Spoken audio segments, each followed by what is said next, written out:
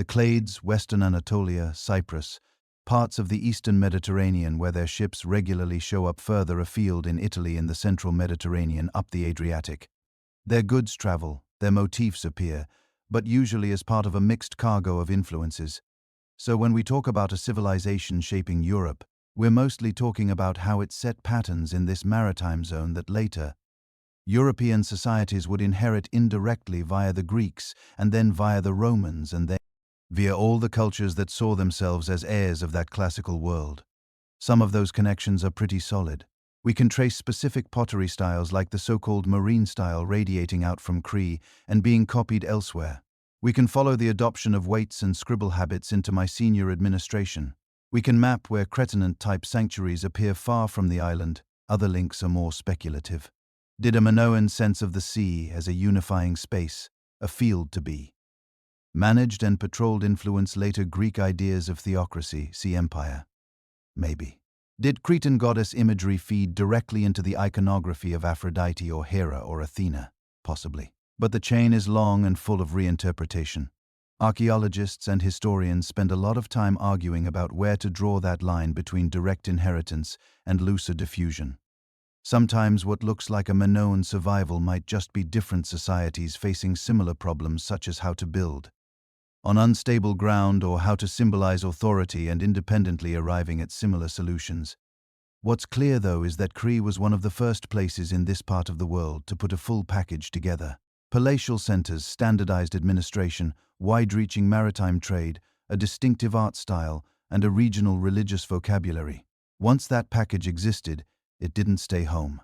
It bled into the practices of neighbors, rivals, successors. It helped define what power looked like around the AIAN. And even after the palaces fell, after Linear A and B went silent, pieces of that package kept circulating. They show up in shrines reused for 1,000 years, in myths that relocate gods but keep their mountain and cave settings, in the shapes of cups and the roots of merchants, in the very idea that a sea could be an empire's road instead of its wall. Names vanish, languages die, scripts become puzzles in museum cases, but the habits they carried of counting, building, decorating, worshipping, sailing can persist long enough that no one remembers where they started. That is what Minoan influence looks like from our end of time. Not a quoted source we can footnote, but fingerprints on everything nearby, smudged and partial, still visible long after the hand that left them has disappeared. For all of that, for all the fingerprints and echoes, there's a hard truth we keep circling back to with the Minoans. There are some things we simply still don't know, not because no one has tried to find out, because the key pieces are missing or buried or written in a language that sits right in front of us and still refuses to talk. Start with the biggest blank, their words. We do not know what the Minoans called themselves. We do not know what they called their island, their gods, their rulers, their enemies, their neighbors. We have their script, Linear A, on hundreds of clay tablets and seals and ritual objects. We can read the signs in the sense that we can copy them, classify them, see which ones tend to go together. We can guess that this sign probably means wine or oil or figs because it appears next to pictures of jars or certain types of offerings. We can see fractions and totals and something that looks a lot like bookkeeping, but we don't know the language behind the signs. Linear B, the latest script used by the Mycenaeans, turned out to be an early form of Greek. Once that breakthrough happened in the 1950s, people hoped Linear A would fall in line. Maybe an older Greek dialect, maybe something related. So far it hasn't. Every serious attempt to match Linear A to known languages, Greek, Luwian, Semitic, something from Anatolia, something from the Near East, runs into walls. Some signs behave like syllables, some like logs. The distribution of vowels doesn't look quite right for anything we know. The short inscriptions give us almost no running text, no verbs we can pin down, no repeating and the king did X formula to grab. It is like having hundreds of grocery receipts from a vanished culture when what you really want is just one letter, one ritual chant, one treaty. Until that language is identified, or until some miracle bilingual turns up, a Cretan version of the Rosetta Stone, we are guessing at a fundamental layer of Minoan reality. That uncertainty spills out into everything else. Take politics. Were the palaces on Crete all part of a single centralized state under a king Minos? Or were they separate regional powers, Konos, Phistos, Malias, Zakros, sometimes cooperating, sometimes competing, bound more by shared culture and trade than by a single crown. The architecture gives mixed signals. On one hand, the repeated layout of palaces, central courts, magazines, standardized storage. Similar shrine arrangements looks like some kind of island-wide coordination. The ceilings, the standardized weights, the distribution of certain luxury goods suggest a network that's tightly integrated. On the other hand, there are no obvious fortifications linking one palace's territory to another. No monumental victory steelily boasting about conquered cities. No clear icon of a singular larger-than-life monarch dominating every surface the way you see with pharaohs in Egypt or kings in Mesopotamia. In their place, you get repeated images of what might be priestesses or high-status women, processions of elites, horn symbols, double axes, sacred trees and pillars. Power seems to be expressed through ritual, through participation in shared religious forms, not through one face carved 50 times larger than everyone else. Does that mean Cree was ruled by priest-kings, by councils of palatial elites, by families that blended religious and economic authority without the absolute hierarchy we associate with later empires? We don't know. Linear tablets probably contain hints, titles, lists of officials, maybe even words that correspond to governor or overseer or lord. But without understanding the language, we're stuck at the level of patterns and guesswork. We can see that someone was in charge of redistributing grain, oil, textiles. We can tell that some sanctuaries were under palace oversight. We can track offerings that look like taxes or tribute. We just can't hear how the people doing that work thought of themselves. Then there's the collapse. We've talked about the shifting balance of power between Shari and the Minion mainland. We've walked through the fires, the destructions, the Minion takeover of Konos. But the precise sequence, the exact way that this web of palaces and ports and rituals unraveled, is still being stitched together in real time. New excavations keep adding pieces. In some Cretan sites, careful stratigraphy shows earthquake damage without fire, then rebuilding, then later burning. In others, you get multiple destruction layers close together, suggesting a century or two of repeated shocks rather than a single apocalypse. Seismologists map the active faults under the Aeon and try to match them to the patterns of collapsed walls and twisted floors. Terra specialists analyze volcanic ash in thin soil layers, tying it to specific eruptions, not just but a whole sequence of smaller events that might have messed with climate and agriculture. Isotope studies take teeth and bones from burial sites and ask different questions. Where did these people grow up? What did they eat? Do the diets change between one generation and the next? Do you suddenly see more mainland-style diets showing up on CYST at the same time Mayan material appears? Sometimes the answer is yes, sometimes it's messier. Ancient DNA where it survives adds another dimension, but with big caveats. The warm, wet Mediterranean climate is not kind to genetic material. We have only a small set of Minoan genomes, and they don't tell a movie-ready story of simple replacement. What they suggest instead is continuity with earlier Aeon populations plus some mixture over time from people coming in from the east and perhaps the mainland.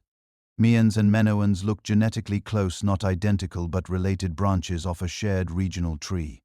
So when NSUS takes on Mayan features after about 1450 BCE, Greek language in Linear B, different burial customs, new pottery shapes, it might not reflect a massive incoming population so much as a shift in who holds power and what styles that power chooses to wear, which leads to the collapse hypothesis. If you line up all the data we have, several possible stories emerge. None are mutually exclusive. They probably braided together. One interpretation is environmental strain, multiple earthquakes, the eruption's fallout, possible short-term climate disruptions, maybe shifts in rainfall or harvest reliability. An island economy built on high-volume trade and intensive agriculture might have been vulnerable to just a few bad years in a row. Food insecurity undercuts elite legitimacy fast. Another is geopolitical squeeze. As Mainian palaces mature on the mainland, they may have started capturing more of the trade routes and raw materials that had once fed Cretan centers.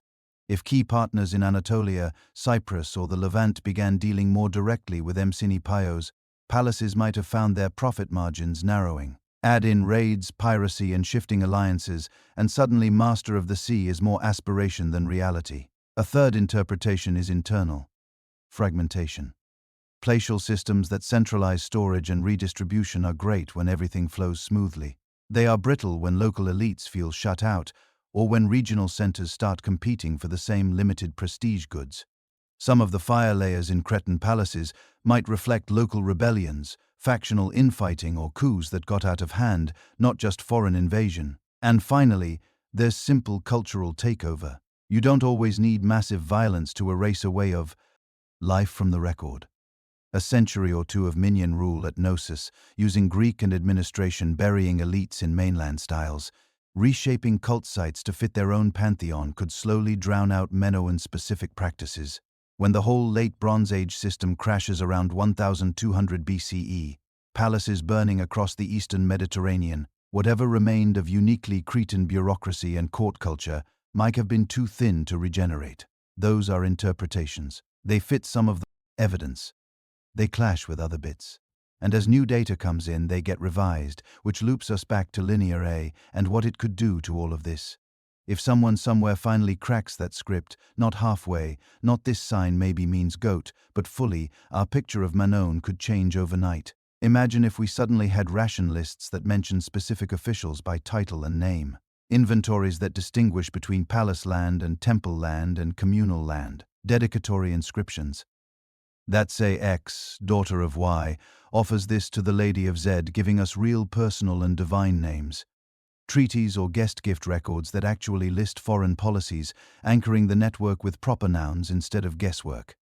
Language has a way of rearranging the furniture in a story. It can take what we thought was a single Minoan goddess and split her into a family of deities with different functions and histories. It can turn what we thought were warehouse accounts into religious calendars. It can show us whether Minos was a title, a dynasty, or a later Greek projection onto a palette of Cretan rulers who had entirely different names. Until that happens, we live in a weird emotional space with the Minoans. We can see their world in extraordinary detail. The patterns on their cups, the pigments on their walls, the grooves worn into thresholds by generations of feet. We can tell when someone switched from drinking local wine to imported stuff. We can map where they are. Obsidian came from, and how their harbor keys were aligned, but we can't hear them. Their conversations in courtyards, their arguments in council rooms, their whispered prayers in caves and on mountaintops, all of that passes through our fingers like water. What we're left with is a sophisticated world glimpsed through fragments. A civilization that clearly mattered enormously to its neighbors, that helped set the terms of power and piety around the Aegean, and yet speaks to us mostly through styles other people borrowed and stories other people told, which raises an uncomfortable thought. How many other societies were there before Greece, before Rome, before the text-heavy empires of the Near East that shaped the lives around them and then vanished so completely we don't even have their broken scripts? The Minoans stand out partly because they left palaces big enough to survive, art vivid enough to fascinate modern eyes, and just enough writing to mock us. But they also stand as a reminder that history, as we usually tell it, is not a record of everything that mattered, is a record of what managed to survive long enough in sturdy enough form to be noticed. In the next section, we're going to push that idea even further. Because behind the Minoans, behind the glittering palaces and the painted walls of Crete, there's an even older story. A civilization behind the curtain, woven into our DNA and buried under our myths, that ruled its world long before anyone in Europe had heard the name Greece at all. So let's pull that curtain back. If you zoom out far enough in time, past Bronze Age palaces and painted fresco, past the first Greek speakers and even past the earliest farmers who ever sowed grain in European soil, the shape of the map changes. Europe stops being a cluster of kingdoms and city-states and becomes something else, a habitat, a set of climates, coastlines, mountain passes, and river valleys being explored by people who had no idea they were European at all. By the time the first Minoan sailors were tacking across the Aegean, those people had already been here for hundreds of thousands of years. We usually tell that story as background noise. Neanderthals in damp caves, early modern humans trudging through glaciers, anonymous hunters following herds. But that flattens what was probably, in its own terms, a long-lasting, adaptive, and extraordinarily successful civilization. Not civilization in the later sense of stone walls and written laws. Civilization in the deeper sense. A way of being human together that persists across millennia, that shapes landscapes, that leaves marks on bodies and minds and myths. The genetic and archaeological evidence we walked through earlier points to a simple but unsettling idea. Before there was Greek culture, before there was anything we'd recognize as classical, there was a shared human project across this whole region. A post-bottleneck three-species experiment in being human that covered Africa, Western Asia, and the future Europe like a network of dim, scattered lights. Europe was one of the main theaters of that experiment. Those Neanderthal hunters perfecting cold-weather survival in Ice Age valleys. They weren't a sideshow. For hundreds of thousands of years, they were the dominant human presence across Europe and Western Asia. Those early Homo sapiens pushing north from the Levant, learning the rhythms of unfamiliar winters, building camps along rivers that would one day have Greek cities on their banks. They weren't preludes. They were the cutting edge of a human lineage that had just barely survived annihilation. They met. They mixed. They traded genes and probably tools and maybe stories. They co-created the human ecology of this place long before anyone carved a column or sang about Olympus. When you look at it that way, the civilization behind the curtain isn't a single lost kingdom with a name we've forgotten. It's the whole deep layer of human adaptation that made later cultures possible. Minoan palaces don't come out of nowhere. The seafaring expertise, the social glue, the capacity to plan harvests and keep accounts and hold complex rituals, those aren't inventions of a single brilliant generation on Cree. They're the latest refinement of skills that had been evolving since tiny bands of desperate bottleneck survivors first figured out how to share information well enough not to die. The same is true for Greece. When Greek myths talk about older races of humans, the age of heroes, the age of bronze, people who lived closer to the gods and then vanished, they may be doing what stories often do, compressing a long, complicated prehistory into a few vivid images. Behind those images, we can glimpse shadows of real things, memories of a landscape already full of sacred caves and mountaintops when the first Greek speakers arrived, buried recall of powerful islands in the sea long before Athens versus Sparta meant anything, faint echoes of older people who were not just barbarians or giants in the imagination of later writers, but heirs to that deep post-bottleneck human project. The Minoans sit right at the hinge point between those worlds. On one side, the long, largely unwritten age of hunters, foragers, early farmers, and multiple human species sharing a continent. On the other, the age of texts, empires named battles, and people whose writings survive often enough that we start to mistake their slice of time for the whole story. If there's one takeaway from their story, it's this. Before Greece became a word on a map, Europe had already been shaped by a succession of power centers and knowledge traditions. Minoan was one of the most important of those. A maritime hub that stitched together the Eastern Mediterranean, exported styles and rituals, and quietly helped set the starting conditions for what would later look like Greek civilization. They matter not because later Greeks copied them line for line, but because they occupied the stage first, set the lighting and taught the orchestra how to play. And yet, in the standard version of European history, they almost vanish. Why? Partly because their own words are locked away in Linear A, partly because their greatest monuments were reused, repainted, and repurposed by others, partly because the final spectacular collapse of the Bronze Age drowned out their specific memory in a broader regional catastrophe.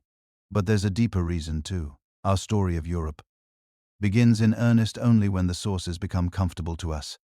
When the scripts look familiar, when the languages can be slotted into family trees, when we can quote people directly. Anything before that tends to get folded into a vague prehistory. The Minoans and the vast older human world behind them show why that's a mistake.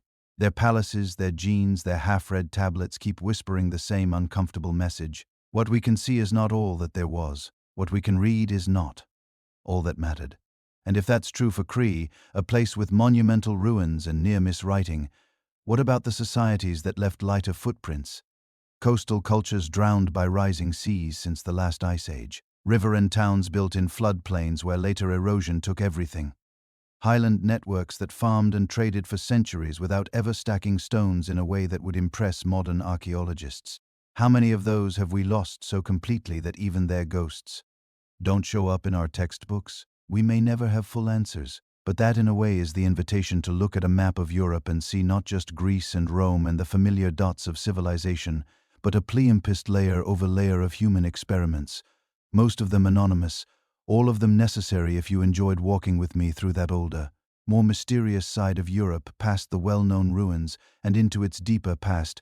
Please take a moment to like the video, subscribe to the channel, and turn on notifications so you don't miss what's coming next. I'd really like to hear from you in the comments as well. Where are you listening from? Are you in a place where ancient ruins are still visible, or somewhere where most of those old stories have disappeared over time? And then sometime in the mid-second millennium BCE, it stopped simmering. The Thera eruption is one of those events that almost feels like it shouldn't be real, the kind of thing you'd expect in myth, not in geology. This wasn't just a local eruption dusting a few nearby fields. It was a full-scale, high-end explosive event, often put near the top of the volcanic intensity scale. Imagine a blast strong enough to blow the central part of an island straight into the sky, collapsing the ground into a crater kilometer across. Imagine ash columns punching into the stratosphere, spreading a veil of fine particles over half the eastern Mediterranean. Thera did that. The island itself records the violence. On Santorini, you can walk along cliff faces where the layers stack up like a book of catastrophe. At the bottom, normal soils, older human occupation. Above that, a thick sequence of white pumice and ash meters deep fallen from the sky in a matter of hours or days. Above that again, post-eruption sediments, new landscapes recolonized by plants and people long after the dust settled. In some places around the Aeone, that ash shows up as a thin, distinctive layer. A time marker on cores pulled from lakes and marshes, in seabed sediments on excavation floors, you get traces of this fallout. Microscopic glass shards that geochemists can match back to Santorini's magma like a fingerprint. And ash in the air was only part of the story.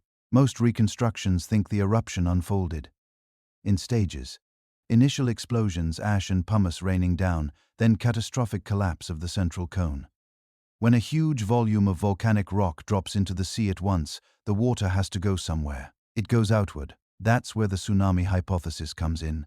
If you picture the map of the southern Aegean Crete down here, the up there, smaller islands scattered in between, and then you drop a chunk of mountain into the water between them, it's not hard to imagine what happens next. Walls of water racing outward in all directions, slamming into shorelines, wrapping around headlands, funneling into bays and harbors. On Sit's north coast, a string of Minoan harbors and coastal settlements faced almost directly toward Thera. Places like Amnisos, Pallaicastro, Malia's coastal outskirts. Archaeologists digging at some of these sites have found what look like chaotic destruction layers. Buildings smashed in odd ways, debris full of sea sand and marine microorganisms thrown inland. Clusters of human and animal bones jumbled together. Are those tsunami deposits? In some cases, the evidence points that way. In others, it's more ambiguous. Storms can move sand too. Earthquakes can topple houses without any wave at all. That's one of the tricky parts with the Thera story. It's tempting to imagine a single clean cause and effect chain. Volcano explodes, tsunami hits, Minoan civilization falls. Reality looks more complicated. What we can say with some confidence is this: the eruption was huge.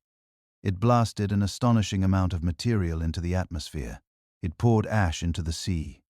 It probably generated a series of tsunamis, and it happened in the middle of a highly connected maritime world where Cree's power depended on ships and harbors and stable trade routes. Interruption alone, even without total annihilation, would have mattered.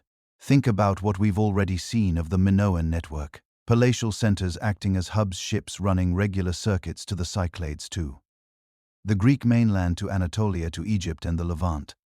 Exotic materials flowing in, finished goods flowing out, religious ideas, symbols and artistic motifs hopping from port to port. Now drop into this picture an event that even for a year or two makes parts of the Aeon effectively unsaleable. Ash clouds that mess with visibility and weather. Floating pumice rafts clogging narrow channels. Harbors choked with debris. Key islands including Thera itself, which was clearly part of that network, simply gone or rendered unusable. You don't have to wipe off the map to cause serious trouble. You just have to sever enough of the arteries feeding its palatial heart. The site of Akrotiri on Santorini shows you exactly what was at stake. Before the eruption, Akrotiri was a thriving town. Multi-story houses, complex drainage systems, storage rooms with pithoi, big storage jars stacked neatly. Wall paintings that rival anything found on Cree in color and sophistication. It looks, archaeologically, like an Aeon cousin of the Minoan world, plugged into the same economy and sharing the same visual language. When the volcano started acting up, something interesting happened. The people of Akrotiri seem to have gotten a warning. There are no obvious human skeletons in the eruption layer there. No Pompeii-style crowds frozen in ash. Instead, you find houses with furniture moved, storage containers emptied, valuables taken, as if residents had time to pack and flee. The buildings eventually collapse under the weight of pumice. But the town itself dies quietly. The disaster is geological, not a sudden massacre. That rescue by timing is our gain because Akrotiri is essentially a time capsule for iron high life right before the eruption.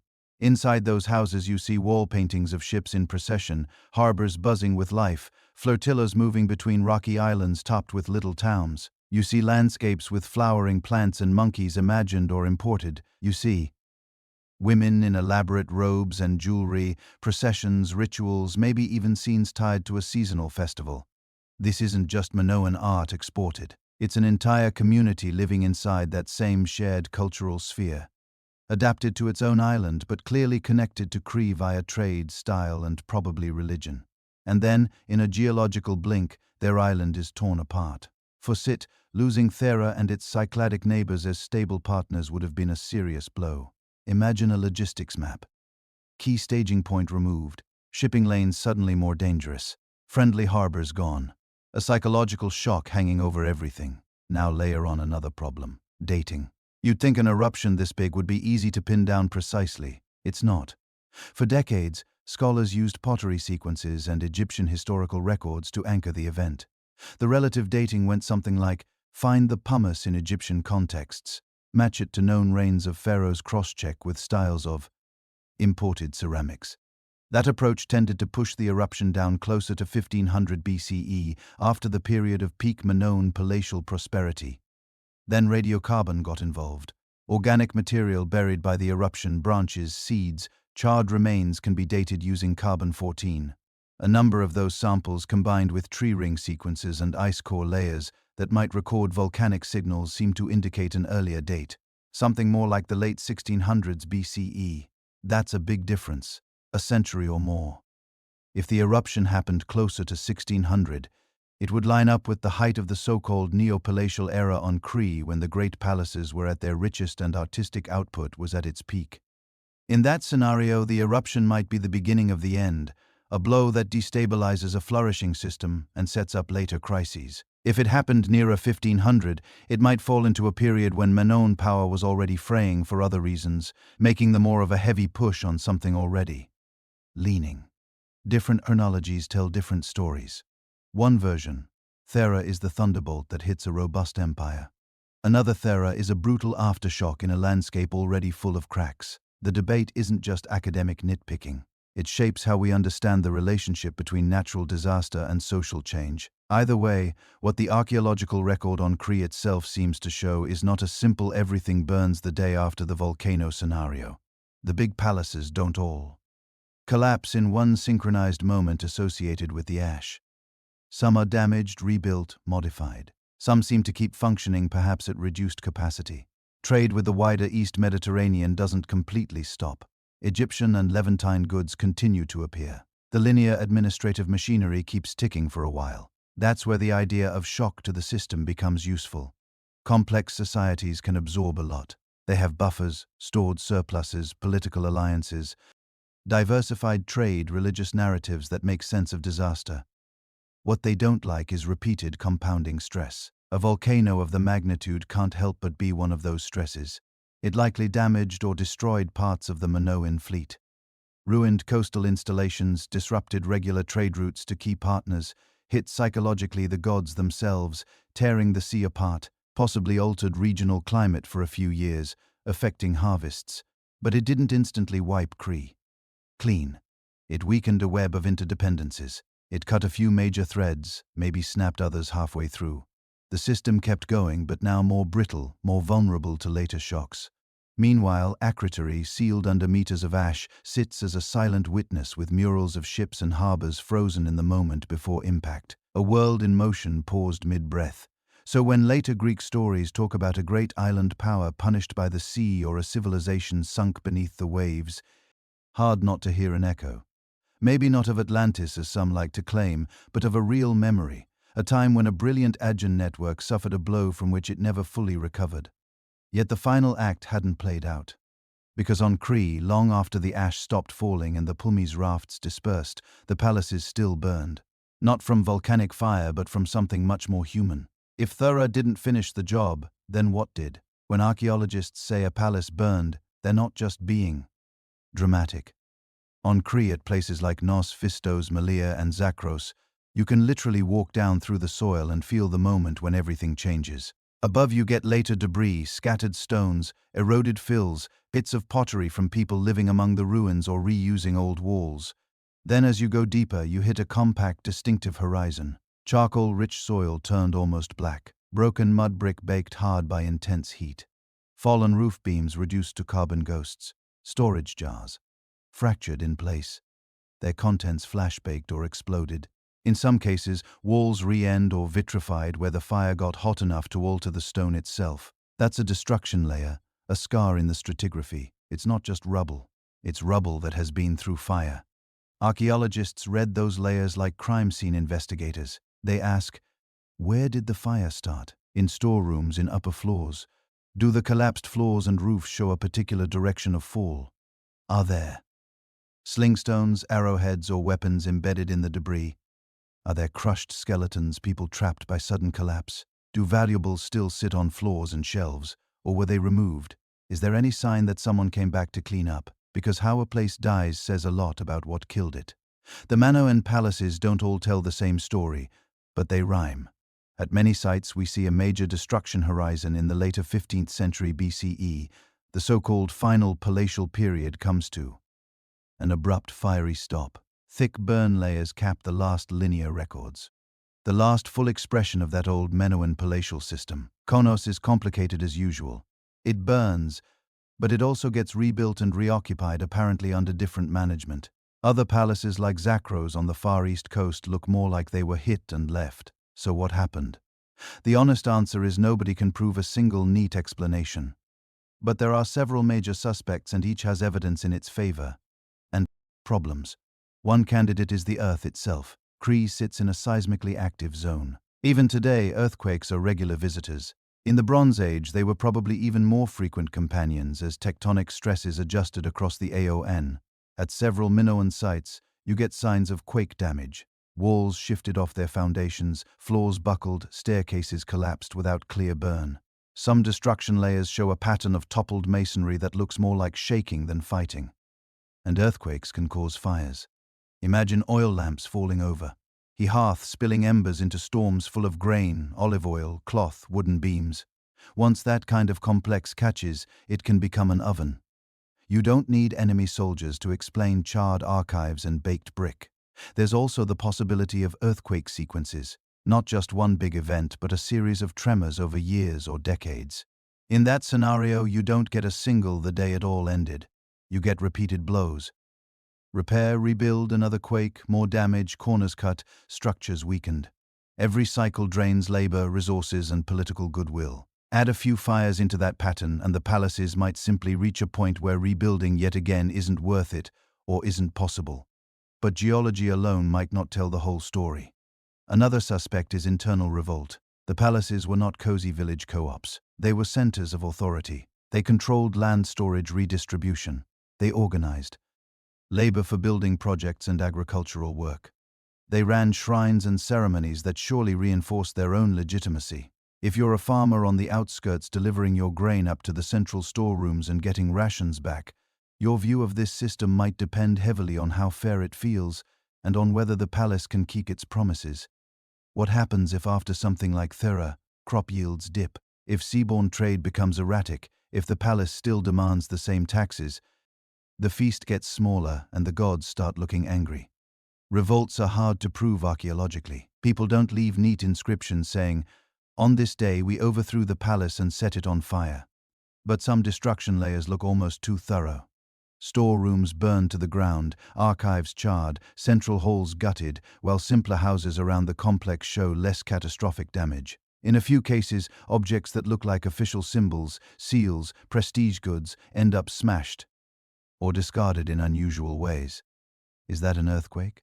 Or is that targeted rage? Then there's the external attack hypothesis. By the mid to late 15th century BCE, something new is clearly happening in the wider Aeon. On the Greek mainland, in places like Mycenae, Pylos, and Tiryns, militarized palaces with big fortification walls are rising. Their elites use a different script, Linear B. Their grave goods include weapons, armor, and iconography of warriors and chariots. They look in many ways like a harder, more overtly martial version of the Minoan model. If you imagine those upstart mainland powers looking south at Crete with its old prestigious centers, its control of sea routes, its wealthy estates, it's not hard to see motive. Some scholars picture Mayan warbands crossing over, raiding or conquering, either as a sudden invasion or as a slow drip of pressure that eventually tips into takeover. Evidence. At a couple of Cretan sites there are hints of mainland-style weapons. At Knossos, after the Big Burn, the administration seems to resume in Linear B rather than Linear A, with a Greek language bureaucracy perched on the old Minoan foundations. That looks a lot like new rulers moving into a vacated seat. The problem is again timing and clarity. We don't have a neatly labeled conquest destruction layer with Mayan calling cards pinned to it. What we have is a pattern. Palaces burn. Some are abandoned. Knossos survives as a kind of hybrid center now under mainland influence control. Over the following generations, material culture across Crete shifts closer to Mycenaean styles. Was that the result of a violent takeover? A gradual elite replacement? A combination with different outcomes at different sites? It might be all of the above depending on where you look. And lurking behind all these specific scenarios is another idea. Cascading crisis.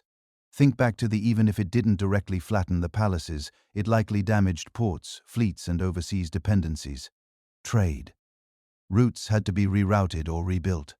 Partners like Akrotiri disappeared. Surplus shrank. Confidence eroded.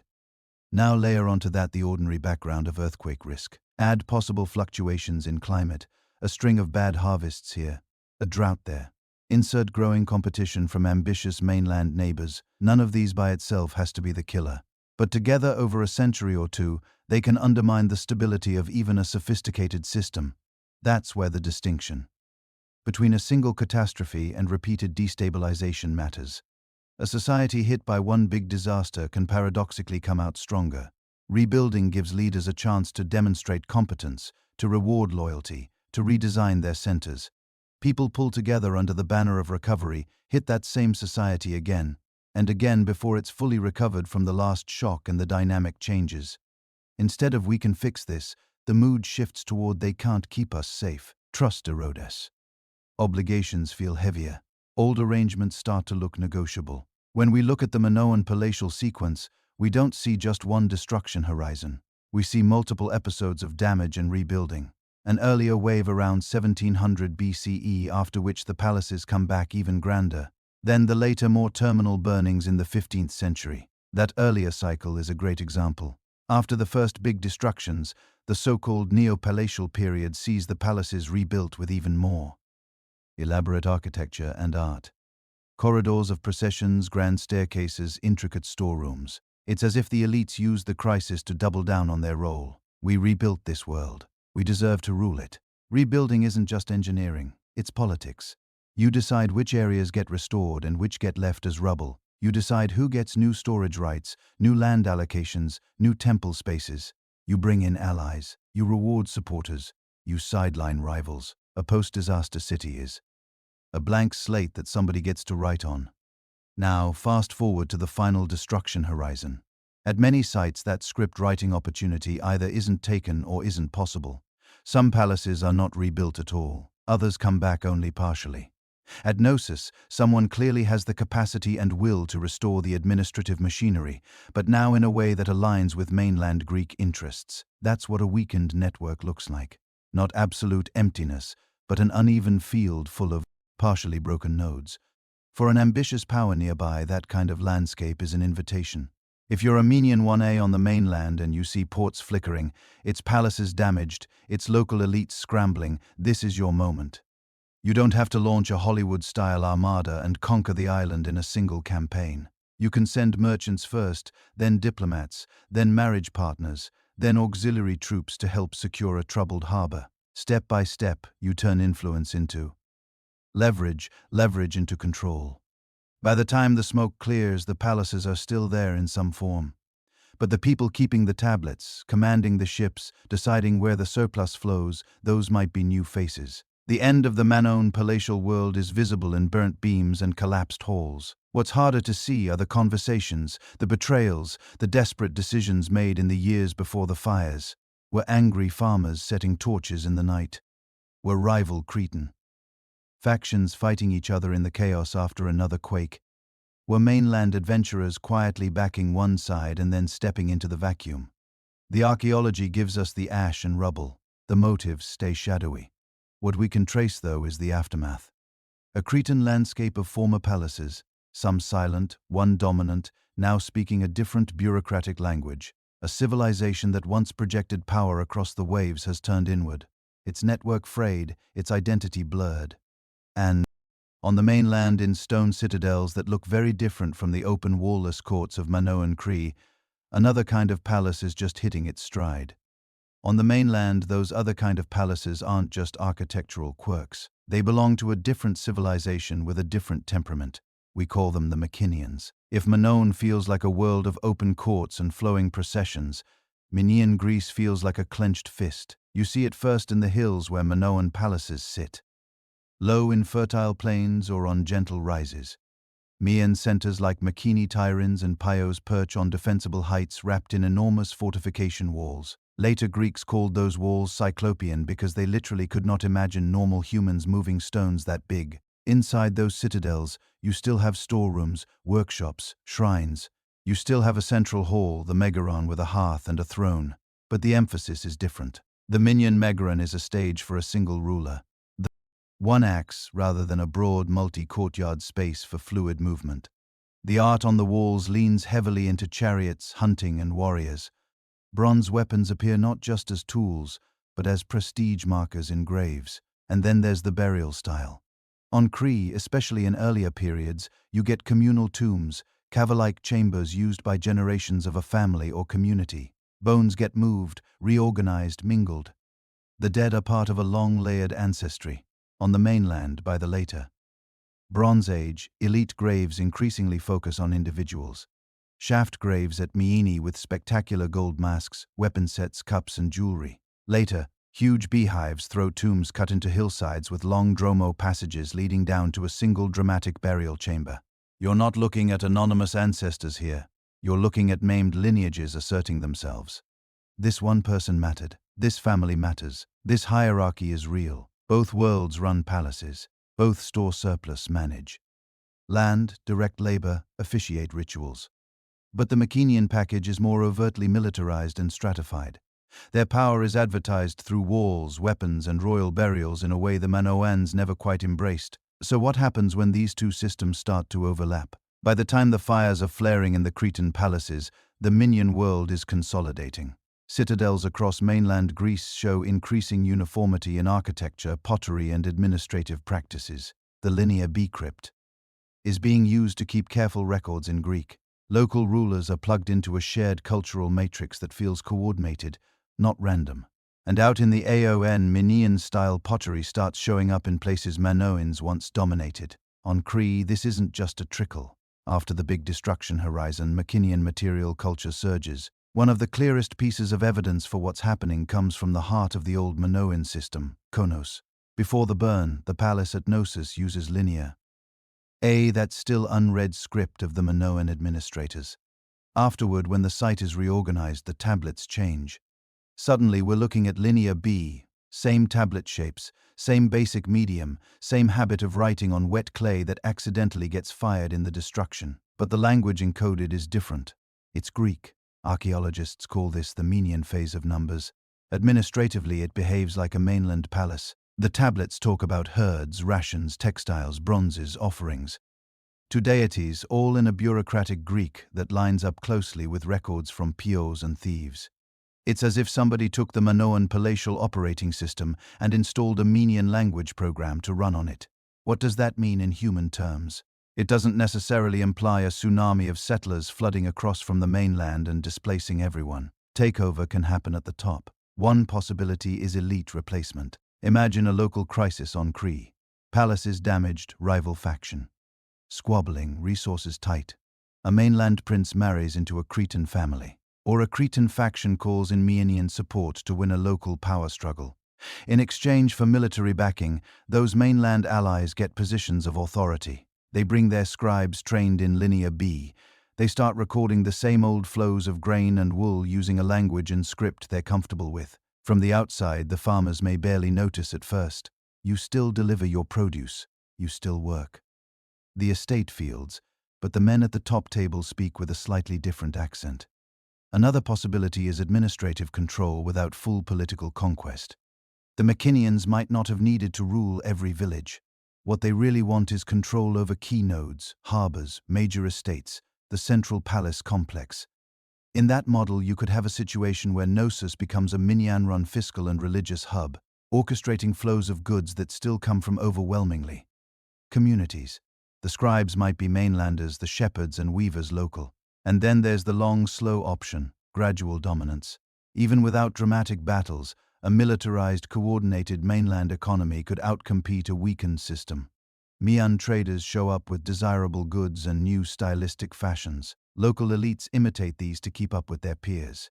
Over a few generations, the alliance networks, the armor, the burial customs, the iconography all drift towards senior norms. By the time you look back, it looks like a takeover, but at no single moment was there a clean break. Whatever combination actually happened, the archaeological signal is clear. After the palatial burnings, Kree starts to speak the visual language of the mainland burial shift. You start seeing more individual graves with weapons and imported minion-style pottery. Tomb types and grave goods echo those on the mainland.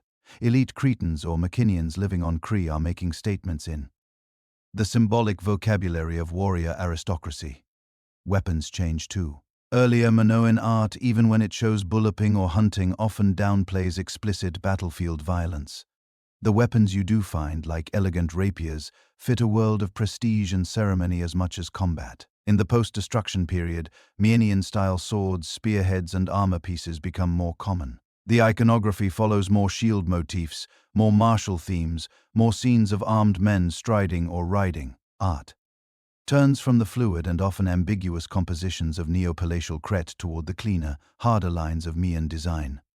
Iconography shifts. Some of the old Maioni religious imagery persists, goddesses, horns of consecration, sacred animals, but now you get them reinterpreted through a mainland lens. A pose that once evoked a Manon priestess might now be read locally as a different kind of divine figure connected to the Mienian pantheon. Some names on Linear B tablets at Knossos, like a form of Poseidon or Zeus, appear alongside older cult symbols that once belonged to Minoan ritual spaces. It's like watching a familiar stage set reused for a new play. Then there's the bureaucratic machinery itself. Under Minoan control, the palaces track goods using Linear A with ceilings and tablets that we can recognize but not fully interpret. The system seems to have its own accounting conventions, its own categories. Under my senior administration, we can read the tablets. We can see how obsessively they count livestock, textiles, bronzes, chariot parts. We can map the hierarchy of officials and see the fingerprint of a centrally controlled kingdom. The impression is that the Mycenians plug their own administrative logic into an existing infrastructure, storerooms, workshops, networks of dependent communities, and push it in a more militarized, extraction-focused direction. And yet, for all these changes, Kree doesn't just flip a switch and become a copy of my continuity threads. Its way through the disruption. Local potters keep using traditional clay sources and techniques, even as they adopt mainland shapes and decorative motifs. You get hybrid styles, Crete and hands making Mian-looking wares with a twist. Sanctuaries that had been important for centuries continue to be visited. Offerings keep piling up in certain caves and peak sanctuaries, even as the overarching political order shifts around them. Some of the old Minoan symbols, double axes, sacred horns, certain animal combinations refuse to vanish. They're absorbed, reinterpreted, or quietly maintained alongside the new Mienian gods and titles. Craft traditions, especially in things like fresco painting and fine metal work, often look like a direct line from earlier Minoan workshops, now serving new masters. If you walked through Gnosis in its Menian phase, you might still recognize the layout, the light wells, the painted walls. The language on the tablets would be different, the imagery sharper, more martial. But the bones of the place are undeniably Cretan. This is how one story overwrites another, not by erasing every trace, but by using the old script as a pimpist. The Mycenaeans don't raise sit and start from bare rock. They inherit a landscape dense with meaning and infrastructure and gradually adjust its settings. Over time, when later Greeks look back, what do they remember? They remember the mainland heroes Myene, city of Agamemnon, Pyos of Netta, the fortresses, the warlords, Trojan War tradition. Crete in their stories becomes something else. The place of Minos, of the Minotaur, of strange myths that feel half-remembered, half-invented, a powerful island. Yes, but folded into a narrative now dominated by the MC9 experience. And because the minion system leaves written Greek records, their version of reality has a louder voice in the surviving archive. The Mano-in world continues in ghost form, in reused buildings, in stubborn local shrines, in borrowed symbols, in the skills of artisans who grew up in an older tradition. But in terms of who gets to define what Greek civilization will later be traced back to, this period is pivotal. Mycenae rises. Crete changes hands, not necessarily once, not necessarily everywhere at the same time, but enough that when the dust settles, the mainland model is in charge of the story. And that shift from a sea-focused, relatively open, ritual-heavy, palatial culture to a more citadel-centered, war-advertising lineage. Obsessed One is one of the ways an earlier civilization starts to slip into the background. Not vanished, just overshadowed. Because the next time the Aegean palaces fall, it's the Mycenaeans whose collapse will be remembered. And in that retelling, the civilization they had already overwritten becomes even easier to miss. When you fast forward a few centuries from that minion phase on Crete, something strange has happened to the island's past. The people actually living there still have local traditions, local shrines, local stories. But when literate Greeks of the later archaic and classical periods start putting things into writing, when they finally have the tools to turn memory into text, the Crete that appears on the page is a mythological theme park. You don't get "here's how an earlier maritime civilization organized its palaces and trade routes."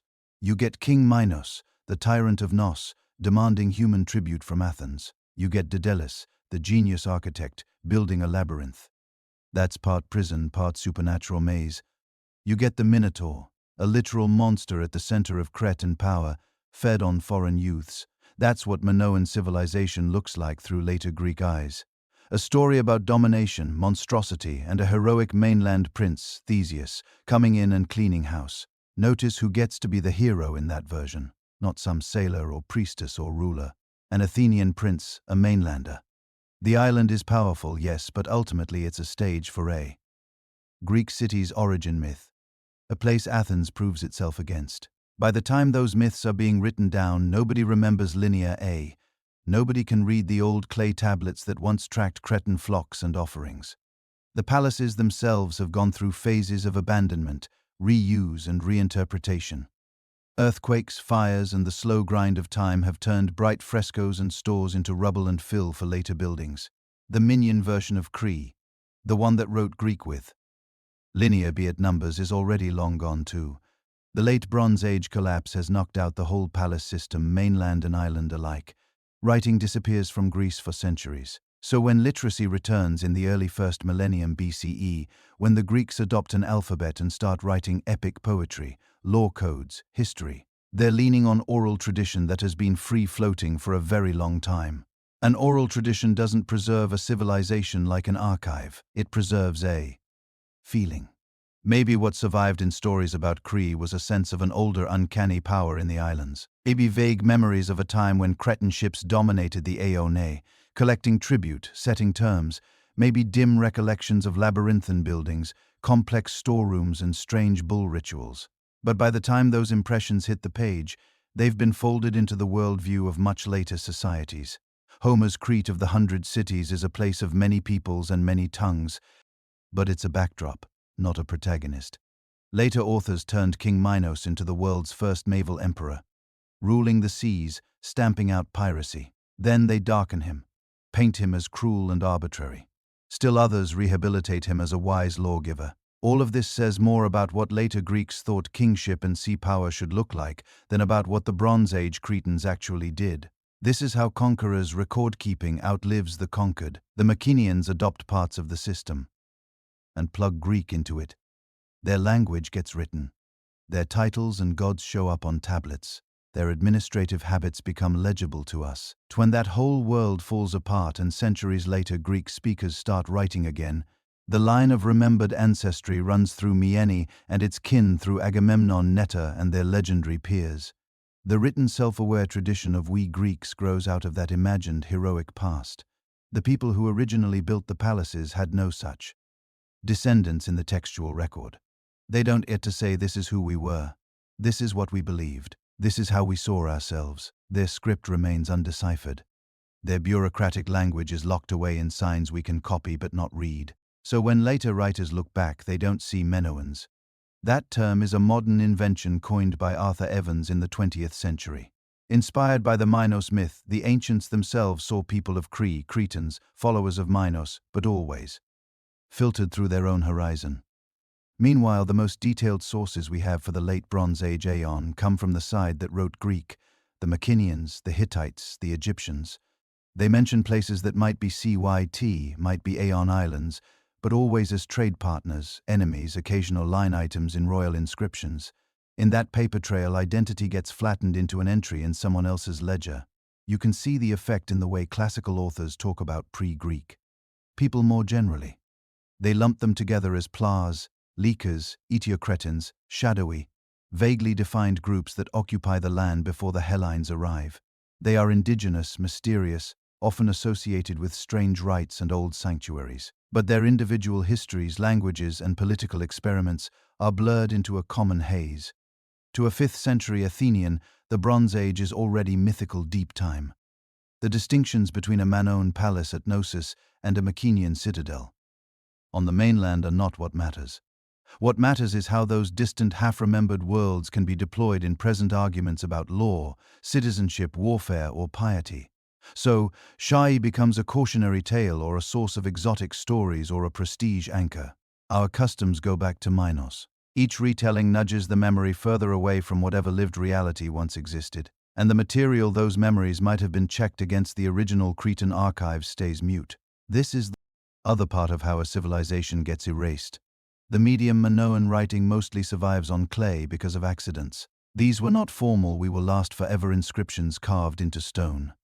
They were administrative jottings impressed into wet tablets meant to be temporary. When buildings burned, the fire baked the clay hard, turning trash into archaeology. If they used ink on papyrus or leather for anything more permanent, treaties, hymn collections, king lists, those have vanished in the dampened heat of the Aegean.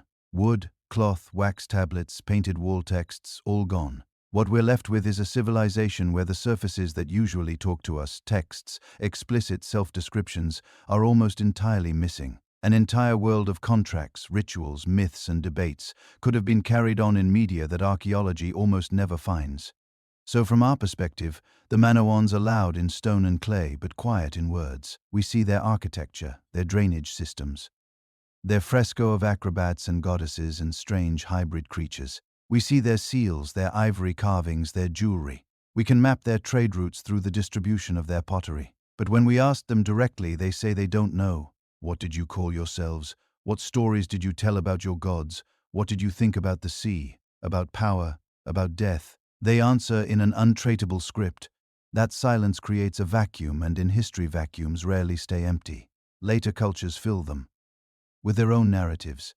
The Athenians tell the story of Theseus and the Minotaur. Roman writers like to imagine Minos as a sort of judge of the dead, sliding him into their own evolving afterlife mythology. Modern Europeans in the 19th and early 20th centuries, steeped in romantic ideas about the origins of Europe, project their anxieties and hopes onto the stunning finds at Knossos. Each layer adds an interpretation. Each interpretation risks pushing the original further out of focus. This is where archaeology becomes more than just treasure hunting. It becomes a way to argue back against the louder storytellers. Archaeologists can compare plantation-like Mycenaean estates with the more open Cretan palace landscapes and say, hold on, maybe power worked differently here. They can point out the lack of fortification walls in most Minoan sites and ask whether all that later talk of Minos the tyrant reflects reality or mainland fears. They can show how Cretan motifs show up in mainland graves. Her weights and measures influence my senior administration. Her Cretan goddess imagery seems to bleed into later depictions of Olympian deities. In other words, they can reconstruct the fingerprints of a culture that the texts mostly ignore or caricature. But archaeology isn't neutral either. The first big excavations at Knossos were happening in an era obsessed with finding the cradle of European civilization. Evans himself framed the Minoans as a kind of peaceful, artistic, almost utopian precursor to later Greek rationality in contrast to the warlike Mycenaeans. That reading said as much about Edwardian anxieties over empire and industrial warfare as it did about Bronze Age Cree. Now newer generations of scholars are more cautious. They see the weapons caches, the evidence for hierarchy, the signs of control and coercion in the palatial system. The pendulum swings back. Maybe the Minoans weren't a peaceful matriarchy. Maybe they were just as political and complicated as anyone else. So even as archaeology gives the Minoans a voice, it does so in accents shaped by our own time. The reality is what we call erasure is rarely a single moment when one people vanish and another appears. It's a process. On Cree, you can watch that process unfold layer by layer. First, Minoan palaces rise and knit the island into a working system. Then, disasters and power struggles hit. Mycenaean-style elites entangle themselves with Cretan centers, altering how wealth and authority are expressed. The island gradually adopts mainland fashions, scripts, and maybe even gods without losing every thread of its older heritage.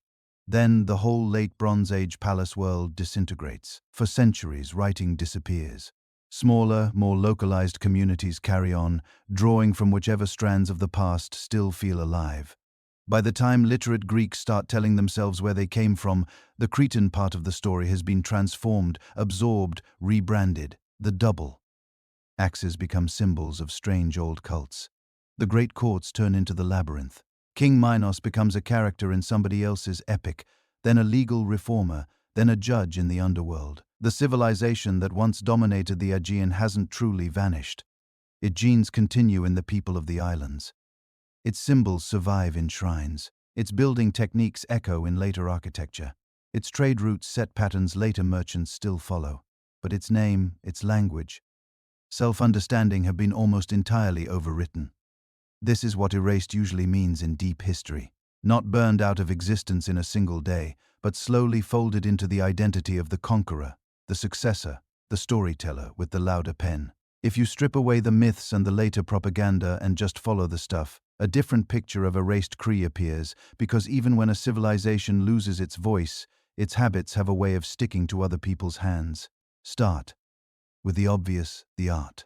Walk through the material record of the Aon from the 18th to the 13th century BCE, and you can almost see Minoan style crawling off Cree island by island, coast by coast.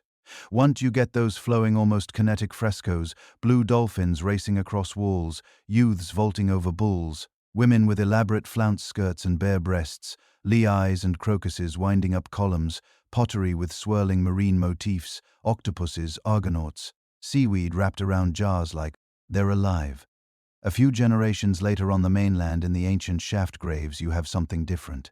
Heavy grave goods, big weapons, gold masks. The local art vocabulary is more geometric, more rigid. But as Cretan palaces peak and the Minoan network saturates the Aeone, you start seeing copies.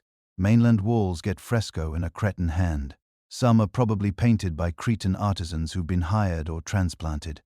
Others are by local artists who have learned the style. At places like Pios, Myini, Thieves, you suddenly find bulloping scenes that look suspiciously Gnosian. You get Minoanizing processions of women and men in long flowing garments carrying vessels approaching what are probably shrines. Even the way figures are drawn, the profiles, the proportions, the color conventions follow a Cretan template. This isn't random borrowing. It looks like a package.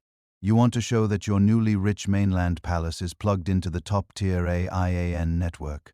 You don't just stockpile bronze and gold. You decorate like numbers. You import or emulate stone vases, Cretan furniture inlays, seal stones. And it isn't confined to Greece.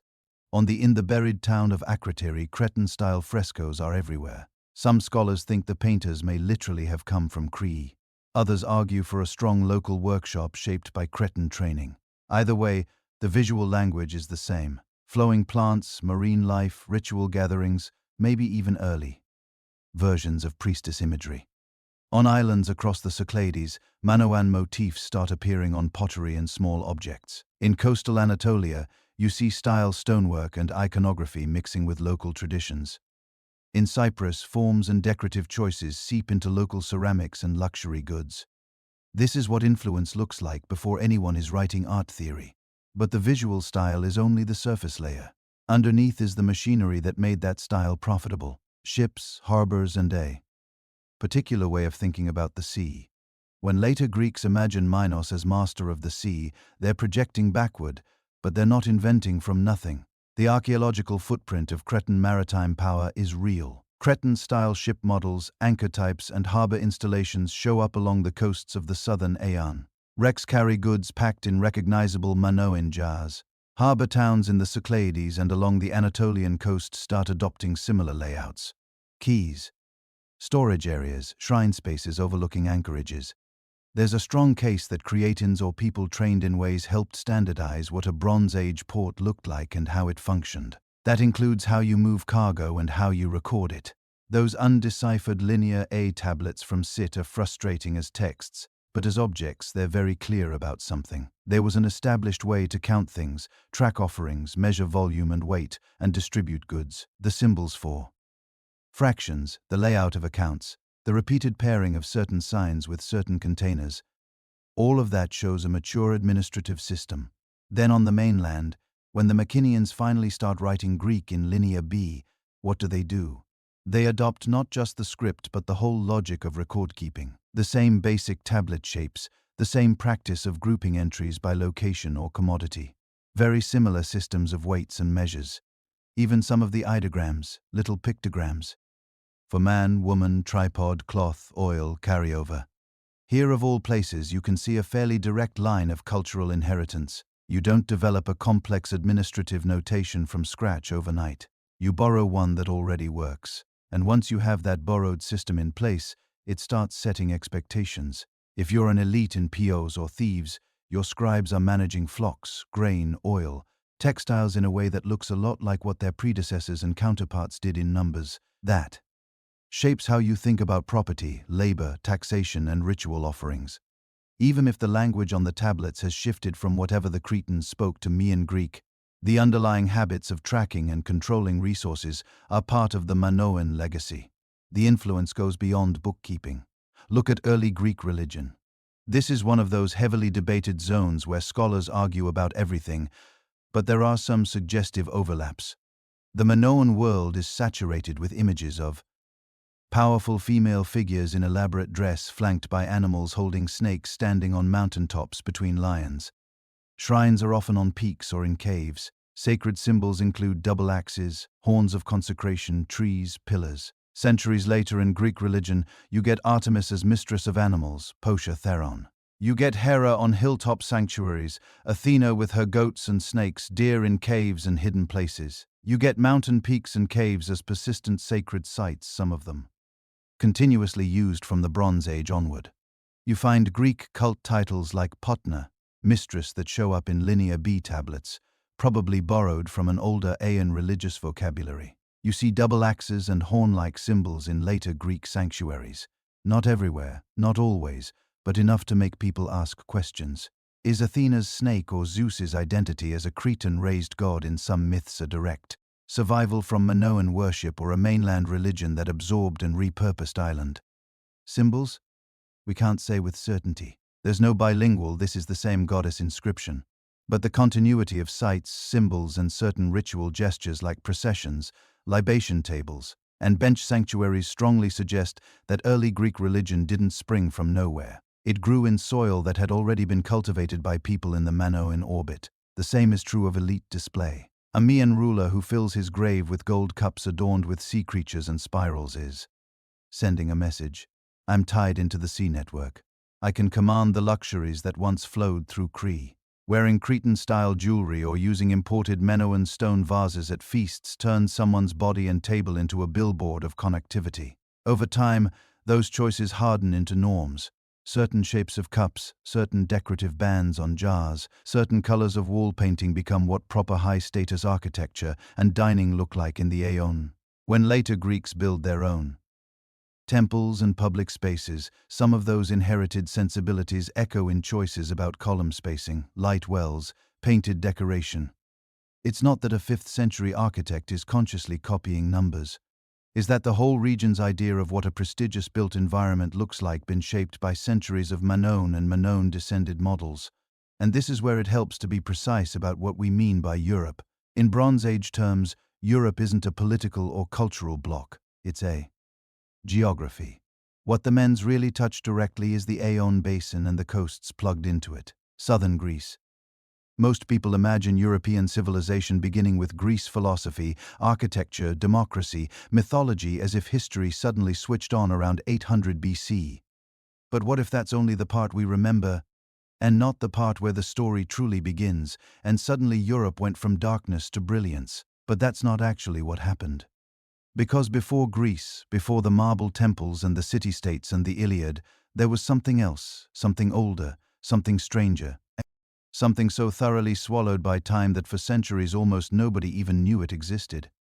There was a civilization operating at the center of Europe's world, building structures that would impress architects today, sailing trade routes that stretched across an entire sea and organizing society in ways that broke almost every rule we associate with ancient cultures.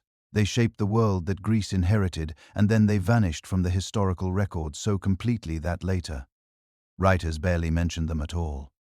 When they did, it was in myths and legends so distorted by time that historians dismissed them as fantasy for over 2,000 years. So, who were these people? What exactly did they build? And how does an entire civilization that powerful, that connected, that sophisticated, just fade from the memory of the world? Those are the questions this whole story is built around. And the honest answer is that we don't have all of it. What we have is archaeology, soil and stone and fragments of art and destroyed buildings. We have scattered references from later Greek writers who were themselves working from second-hand accounts of a culture that had already been gone for centuries. And we have a writing system that nobody on Earth has yet been able to read. That last part should tell you something about how deep this mystery actually goes. But here's what we do know, or at least what the evidence strongly suggests. Before Greece rose to dominate the Mediterranean, there was a civilization on the island of Crete that ran the show. They built enormous palace complexes without walls, which is remarkable when you think about it. They sent ships loaded with goods across hundreds of miles of open ocean. They produced art of a sophistication and energy that genuinely shocks people when they see it for the first time. And they did all of this roughly 1,000 years before Socrates ever asked his first question. Try to picture it. Imagine waking up in a Europe organized not by city-states or warlords, but by palace economies humming with traders and artisans, where ships leave harbor before dawn carrying olive oil and bronze and dyed cloth toward ports you would need a modern map to even name. That was real life for real people for generations, for centuries, and almost nobody today could tell you their name. By the way, before we go any further, drop a comment and tell me where you're listening from and what time it is. I genuinely check them. There's something that feels right about people scattered across the globe, all circling the same forgotten civilization together. So, let's actually meet them. The people we call Manoans weren't what you'd picture if someone said ancient civilization. They weren't Romans building straight roads across conquered territory. They weren't Egyptians carving their pharaohs into cliff faces 50 feet tall. They were something different, something that doesn't fit neatly into the standard template of how early complex societies are supposed to work. And that's actually the first thing you need to understand about them, because almost everything unusual about this civilization starts with recognizing that they wrote their own rulebook. The name Minoan isn't even theirs. We gave it to them. An archaeologist named Arthur Evans started excavating the site of Knos on Crete at the beginning of the 20th century and needed something to call the people who had built it. He borrowed from the myth of King Minos, the legendary ruler of Crete, who features in later Greek stories about the labyrinth and the Minotaur. So, the name is a modern label attached to an ancient culture based on a legend that may or may not even be about them. What they called themselves, we genuinely don't know. That's not a small thing. That's the kind of detail that should stop you for a moment. We're talking about one of the most consequential civilizations in early European history, and we can't tell you what they called their own people. What we can tell you is when they appeared and roughly what they built. Human communities on Cree go back to around 7000 BC, some of the earliest farming settlements in Europe. But the civilization we're really talking about, the one with the palaces and the trade networks and the fleet that crystallized much later, somewhere around 2000 BC, communities across Cree began organizing into something larger. The first major palace complexes appeared around 1900 BC, which historians call the prospective period. These weren't primitive experiments. They were sophisticated administrative centers from the start, capable of managing agricultural surplus, organizing craft production, and coordinating exchange across considerable distances. Then around 1700 BC, something disrupted the first palaces. Earthquake, internal conflict, possibly both. They were destroyed and rebuilt. And the second round, the Neoplacial period that followed, was even more impressive than the first. That's the era we're really talking about when we say the Minoans were at their peak. Roughly 1700 to 450 BC. 3 centuries of a civilization operating at a level that, given the time and place, was genuinely extraordinary. Now, here's where we have to be honest about what we know versus what we're inferring. We have the physical remains. We have the palaces themselves, the pottery, the fresco, the tools, the storage jars, the harbor infrastructure. We have trade goods showing up in Egypt, in the Levant, in mainland Greece, in the islands scattered across the Aeonae. We have enough material evidence to reconstruct the broad outlines of how this society functioned. But we don't have the documents. We don't have the court records, the census data, the trade agreements, the religious texts. That writing system mentioned earlier, the one nobody has decoded, is holding all of that hostage. So when scholars describe Minoan religion or Minoan political structure, or what exactly the palace administrators were doing, they're working from physical artifacts and inference. Careful, rigorous inference built by some of the best archaeologists alive, but inference nonetheless. Keep that caveat in the back of your mind as we go, because it matters. What the physical evidence makes unmistakable is geography, and geography is the key to understanding why the Minoans mattered so much. Sit isn't a small island. It's about 160 miles long, sitting right at the southern edge of the Aegean Sea, like a natural stepping stone between 3 continents. To the north, mainland Greece and the Aegean island chains. To the east, Cyprus and the coasts of Anatolia and the Levant. To the south, Egypt, barely 2 days sailing away in good conditions. To the west, the routes that eventually reach Sicily and the central Mediterranean. Cree sits at the intersection of all of it. Any ship moving goods between Egypt and Greece, between the eastern Mediterranean and the western, had to either pass near Cree or through the waters it dominated. That's not a coincidence that the Minoans exploited. That's an advantage they were born into and then systematically built on for centuries. The Aegean itself in this period was essentially a network waiting to happen. Hundreds of islands, most of them visible from each other on a clear day, scattered across a sea that's calm enough in summer to cross in an open boat, but rough enough in winter to demand serious sailing knowledge.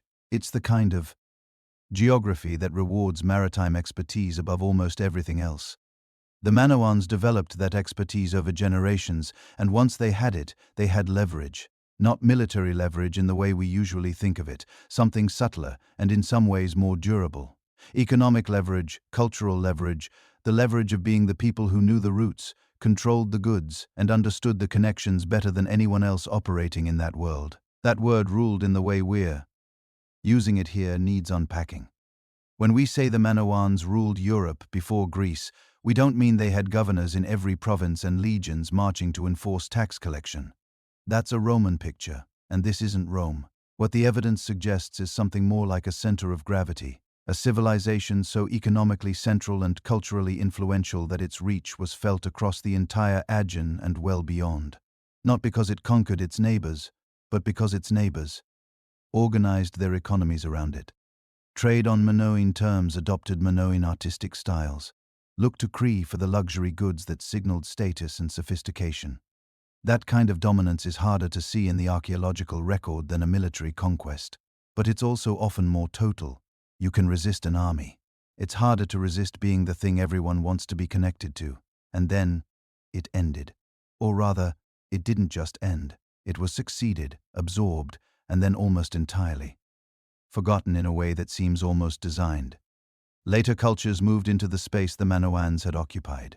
They adapted what they found useful and let the rest decay. Within a few centuries, a civilization that had shaped the entire Bronze Age iron had been reduced to background noise. A few strange myths about a maze under a palace and a monster that lived inside it. That's the mystery sitting at the center of this whole story. Not just what the Manoans built, but how something that significant got so thoroughly erased. And to even begin to understand that, you have to understand what they actually built in the first place. Walk into Gnosis, and the first thing that disorients you is the scale. Not in the way a Gothic cathedral disorients you. All vertical ambition and deliberate awe. NSA spreads horizontally, sprawls, rambles through multiple stories and interconnected wings in a way that feels almost organic, like it grew rather than got built. Evans excavated and partially reconstructed the site in the early 20th century, which means what you're seeing today is a complicated mix of genuine Bronze Age archaeology and his sometimes controversial interpretations of what should go where.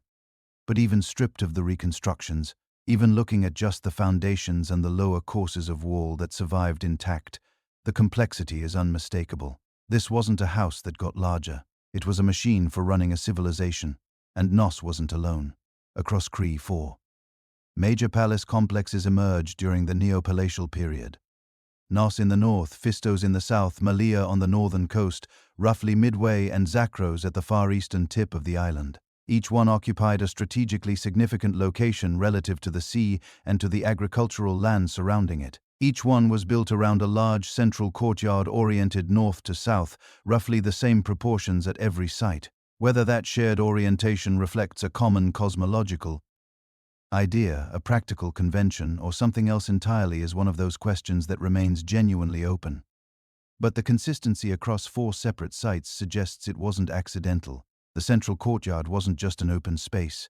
It was the organizing principle around which everything else arranged itself. Storerooms radiating off the main complex, some of them still containing enormous ceramic storage jars called pithoi, some standing taller than a person, built to hold olive oil, grain, wine, dried goods. The sheer volume of storage capacity at these sites tells you something important about what the palaces were actually doing. This wasn't primarily a residence for a ruler surrounded by a court. It was a redistribution center. Goods came in from the surrounding countryside, farmers and herders contributing surplus through what looks like some form of taxation or obligatory offering. And goods went back out to specialist craftspeople who depended on palace-managed supplies to workers engaged in palace-organized projects, possibly to trading partners abroad as well. The palace sat at the center of a web of economic relationships that extended across the entire island. Around the storerooms and the central court, you find workshops, evidence of textile production, bronze work, stone cutting, the making of luxury goods from materials that couldn't have been locally sourced, lapis lazuli from Afghanistan, ivory from Egypt or Syria, tin which has to travel even further to combine with Aeon copper and produce the bronze that everything in this period depended on. The fact that these exotic raw materials were arriving at Minoan palace workshops and being transformed into finished goods tells you something about the reach of the networks these palaces were plugged into. They weren't isolated regional centers managing local agriculture. They were nodes in a Mediterranean-wide exchange system. The craft specialization visible in the palace workshops is extraordinary for the period. Minoan textiles were famous across the ancient Mediterranean, depicted in Egyptian tomb paintings as prestige imports worth trading for. Minoan stone vessels carved from local gypsum and harder imported stones show a technical mastery that still impresses specialists today. Metal work from palace workshops ranges from functional bronze tools to gold jewelry of breathtaking intricacy. This wasn't production for local consumption. This was production for a market that extended far beyond Cree, and the palaces were managing it. But here's the detail that stops most people when they first encounter it. None of these palaces had defensive walls. Spend time around Bronze Age sites in the AON and the Near East, and you get used to seeing fortifications, thick walls, reinforced gates, watchtowers, the whole architecture of anticipated violence.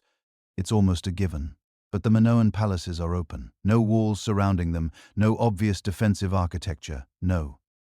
Design choices that suggest the people who built them were worried about being attacked. This absence has been debated extensively, and nobody has arrived at a definitive explanation. The most common interpretation is naval power. If you control the sea lanes, if your fleet is strong enough that no enemy could land on your shores in significant numbers without you knowing about it well in advance, you don't need walls. Your defense is offshore, invisible, maintained by the same maritime expertise that drives your trade. It's a plausible argument, and it probably contains some truth. But there are other possibilities. A civilization built heavily on trade and cultural prestige might maintain security through diplomacy and mutual interest rather than military deterrence. If your neighbors depend on your trade networks, attacking you damages themselves. Walls might also reflect an ideology as much as a practical calculation.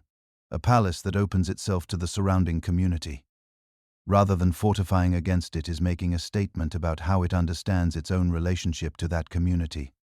Because the farmers and herders and sailors and artisans who surrounded these palaces weren't just subjects providing tribute to an isolated elite. The evidence suggests a much more integrated relationship. The palace organized their economy, managed their surplus, provided access to craft goods and imported materials that they couldn't produce or obtain independently. In return, they fed and supplied the whole system. It was a relationship that presumably needed to be maintained through demonstrated benefit as much as through raw authority.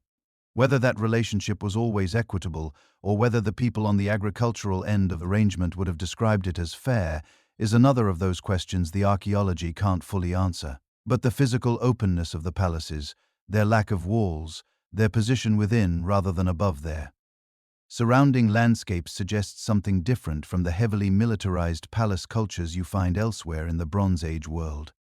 Different in ways that, once you start noticing, keep multiplying. If the palaces were the brains of the system, the sea was its nervous system. Stand on almost any high point in northern Crete, and the pattern becomes obvious. The palaces we just talked about, none of them are very far from a good harbor. Kossos has easy access to the protected bay at modern Heraklion. Malea sits just behind a low, accessible stretch of coastline. Zakros is practically leaning over a secluded cove looking straight towards Cyprus and the Levant. These weren't accidents of geography. They were choices. For the Minoans, the sea wasn't a barrier. It was the highway that mattered. Every civilization has a landscape it's optimized for. For Mesopotamia, it was river plains and irrigation canals. For Egypt, the strip of green hugging the Nile. For the Minoans, it was that broken necklace of islands, currents, and predictable seasonal winds we call the Aeon. If you know what you're doing, the Bronze Age Aegean is not chaos. The summer Meltemi winds blow reliably from the north. The islands are spaced like stepping stones creep to the Cyclades. The Cyclades to mainland Greece and western Anatolia. Even in a small, relatively low-tech sailing ship, you can plan. And the Minoans appear to have planned very, very well. Archaeologists keep finding the fingerprints of Cretan seafaring in places where on the face of it Cretans have no business showing up. Minoan-style pottery in the Cyclades, fresco styles echoed on the Greek mainland. Imports and imitations cropping up in ports along the Anatolian coast. Scarab seals and Egyptian fans objects making their way back to Crete. You can plot it on a mental map. Start from sit that long horizontal anchor at the southern edge of the Aeone. Draw lines north to the Cycladic Islands, Theranakos Parosmelos. From their lines branch west to the Greek mainland to places like Mycenae, Tyran and the smaller coastal sites that predate their full rise to power, and east to western Anatolia to harbors that will later belong to Troy, Mitus and a dozen other city-states. Then stretch your lines south and southeast down to the Nile Delta and the Levantine coast, Egypt, Byblia, Ugarit, the ports of Canaan and Syria. What you end up with is a spiderweb that centers not on some great continental power but on an island. What were they actually moving along these lines? At the bulk level, the staples are familiar. Olive oil and wine in big transport jars, grain where possible, dried figs and raisins, maybe salted fish. Olive oil wasn't just food. It was light in the form of lamps. It was skin treatment. It was a base for perfumes. In a pre-petroleum world, good oil is a kind of liquid infrastructure, and Sitz Hills are perfectly suited for olive cultivation. Then there's pottery, not as glamorous as gold, but pottery is the shipping container of the Bronze Age. Manoan potters seem to have been very good at making exactly what the trade network needed. Standardized storage jars, narrow-necked amphit for oils and wines, pouring vessels, cups. Some are plain workhorses, others are decorated in what we call marine style. Octopuses, dolphins, swirling sea plants. And those clearly aren't just functional. They're statements. Owning Minoan pottery isn't only about having a container. It's about possession of a recognizable aesthetic from a prestigious culture. Saffron shows up too, or at least the suggestion of it. Saffron crocus is depicted in Minoan art being harvested and processed, often in ritual-looking scenes. Real saffron is labor-intensive to produce and easily transportable in small quantities with high value. Given how later Mediterranean economies treat saffron, it's hard not to see it as one of those prestige goods moving along the Minoan routes.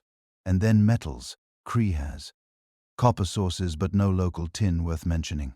Bronze, the alloy that gives the entire age its name, needs both. So somewhere Cretan ships or their trading partners are bringing in tin from far away, maybe from central Anatolia, maybe in part from even farther afield, as later trade networks suggest places like Afghanistan or Central Europe passed hand to hand. Through many intermediaries, in return Cretans are exporting finished bronze tools and weapons, fine metalwork, jewelry. The palatial workshops that we just walked through need all the ships bring it, add to that small high-status exotica carved stone-owned vessels. Inlaid daggers, gold signet rings, colored glass, fan, shell and ivory. These are the things that end up in elite burials, the objects archaeologists get excited about. But for the Minoan system, they're not just trinkets, they're relationship tools. You don't just hand someone a beautifully carved ron or a set of dyed textiles and walk away. You're buying alliances, sealing agreements, feeding a feedback loop of shared taste. Because trade isn't only about stuff, it's about style. When Minoan pottery turns up on a Cycladic island, local potters start imitating the shapes. When Cretan fresco painters or trained painters decorate a wall in a palace on the Greek mainland, they don't just import images. They import an entire visual language. Flowing lines, naturalistic plants, people leaping over bulls. Some of that is direct transfer, maybe an artisan actually traveled. Some of it is imitation to distance. Make it look like the Cretan thing the chief's cousin saw in that foreign palace. The same happens with technology. It's one thing to receive a fancy bronze axe blade from Cree. It's another to arrange a steady supply of such blades. That pushes you either to maintain tight trade connections or to learn the production techniques yourself. Tin bronze recipes, furnace designs, textile dyes, methods for sealing huge storage jars even. The accounting systems. The palaces use to track all this. Once these ideas get into a trade network, they're very hard to keep bottled up. And along with the objects and the techniques comes something less tangible: political weight. If you're a small coastal community in the Cycles, and your people sail regularly to Cree to deliver grain or wool and bring back oil, fine tools and cult objects, your internal status structure is going to reorganize around those connections. The people who speak the right dialect of Minoan, who know the etiquette of the palace at Knossos, who can negotiate the next shipment or the next marriage alliance, those people matter. Some scholars think that's what lies behind the old Greek tradition that Minos ruled the sea. In classical sources, you occasionally see the word thyloscracy, literally rule of the sea, attached to Cree and to Minos in particular. Later writers imagine fleets patrolling the Aeon pirates, suppressed islanders paying tribute. Did a literal Minoan navy enforce a top-down maritime empire? The evidence isn't clear-cut. We don't have definitive lists of subject cities or carved reliefs of triumphant kings with kneeling islanders. There are no fortresses on every promontory flying the Cretan equivalent of a flag. What we do have is a pattern. Cretan goods and styles dominate certain periods in the material record across the AOA. Cretan influence seems especially strong on some islands and coastal zones, and yet local cultures persist, adapt, and sometimes push back. One way to think about a Minoan theocracy is less as an iron-fisted empire and more as a kind of maritime commonwealth. Control through soft power being the indispensable node in a network of exchange. If you're the place everyone needs to go for certain goods, if your artisans have the look everyone wants, if your religious iconography quietly seeps into other people's shrines, you don't need to garrison their towns to influence them. You just need them to keep valuing what you provide. Another possibility is that Minoan power fluctuated. At some moments, especially in the height of the Neopalatial period, fleets might really have been the dominant naval presence in the central Aeon, able to project force when necessary and to discourage rivals. At other times, especially after disasters like the eruption at Thea, that dominance may have weakened, leaving room for mainland powers to step in. Either way, the sea is doing something particular here. It enables a kind of decentralized integration that land empires often struggle with. You don't need continuous territory. You need harbors, ship rights, navigators, interpreters, and a shared set of expectations about weights, measures, and reciprocity. So imagine for a moment one of those ships at the center of it all. It's late afternoon in a Cretan harbor, somewhere near Knossos coastal outlet. The ship is long and relatively narrow, its hull built by pegged mortise and tenon joints. Wooden pieces carefully cut and slotted together, a technology we know Bronze Age shipwrights used. A row of O's rests along the sides for calm days and tight maneuvering. A single mast carries a broad square sail for open water runs. The cargo is as layered as the network itself. Down in the hold, heavy pithoi are wedged in with straw, a couple filled with olive oil, others with wine. Maybe one with grain for a particularly hungry island along the route. Between them lie copper. Ingots in that distinctive oxhide shape, easy to lash down and to carry on a human back when they're offloaded. A tightly wrapped bundle of dyed textiles destined for a local ruler who wants his cloak to scream, "I trade with Sit." A small chest with a few gold rings and carved stone seals, not for open market sale, but as diplomatic gifts. Near the top, a basket fragrant with crocus threads. Saffron as bright as fire, carefully covered. On deck, the crew are a microcosm of the world this network creates. A captain who's made this route a dozen times and can read the currents by the way the foam pulls away from the rocks. A young sailor from a Cycladic island learning words and mentally rehearsing what he'll say when he reaches home. And everyone crowds around to hear about Knossos, a trader who has been to Egypt who can point to artifacts in the cargo and say, "Over there they have something like this but in blue glass," and suddenly everyone on board is thinking beyond even this trip. The harbor around them is busy but not random. Scribes with clay tablets are noting quantities as goods move in and out. Dockside workshops are repairing hulls, twisting new ropes, boiling pitch. Somewhere above, back in the palace, someone will update an inventory and decide how much surplus can be risked on the next long-distance voyage versus how much stays in storage. From this one moment, a ship pushing off as the wind shifts, prow turning toward the open water. You can see how an island civilization might end up quietly binding half the eastern Mediterranean into its orbit.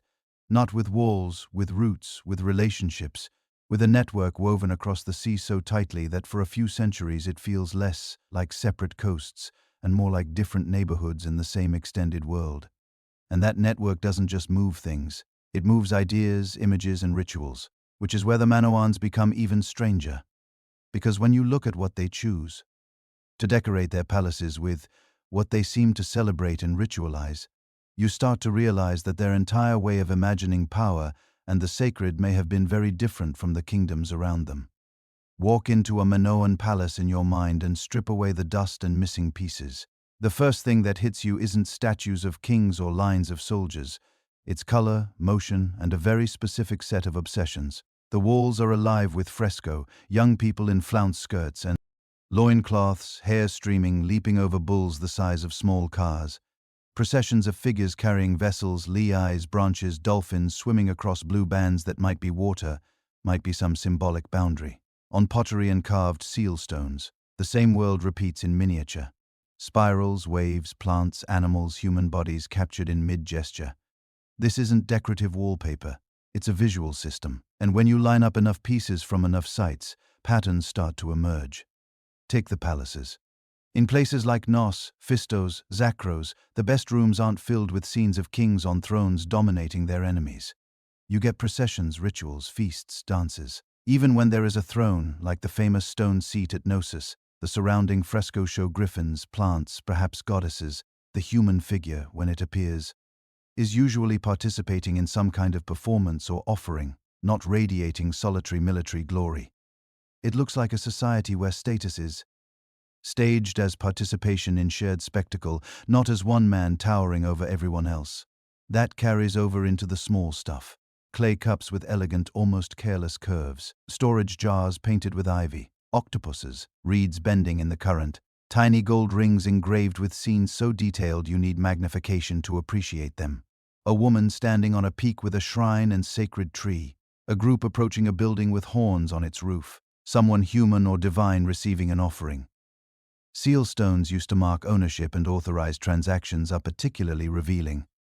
If you come from a world of bureaucracies, you might expect heraldic crests or stark symbols of rank. Instead, Minoan seals often show active scenes, humans interacting with animals, dancing, harvesting, praying, wrestling with bulls. Authority is stamped through images of participation, ritual, and relationship. So, what's going on religiously? Cree is dotted with places that clearly weren't just everyday spaces. High on ridges and mountaintops, you find what archaeologists call peak sanctuaries, rough enclosures, simple altars, piles of offerings, broken clay figurines of humans and animals, miniature tools, little models of limbs may be left as thanks or requests for healing. From these heights, you can look back over the fields, the villages, the sea. It's not hard to imagine people climbing up here with offerings when the first rains fell late, or when a child was sick, or when a ruler wanted to stage a dramatic public ritual visible for miles. Then there are the caves. Cree is full of them, and a surprising number show traces of cult activity going back to the Bronze Age. Deep, cool, often wet places with stalactites glistening like ribs of stone. In some you get altars, deposits of pottery, figurines. Later, Greeks would say gods like Zeus were born or hidden in these caves.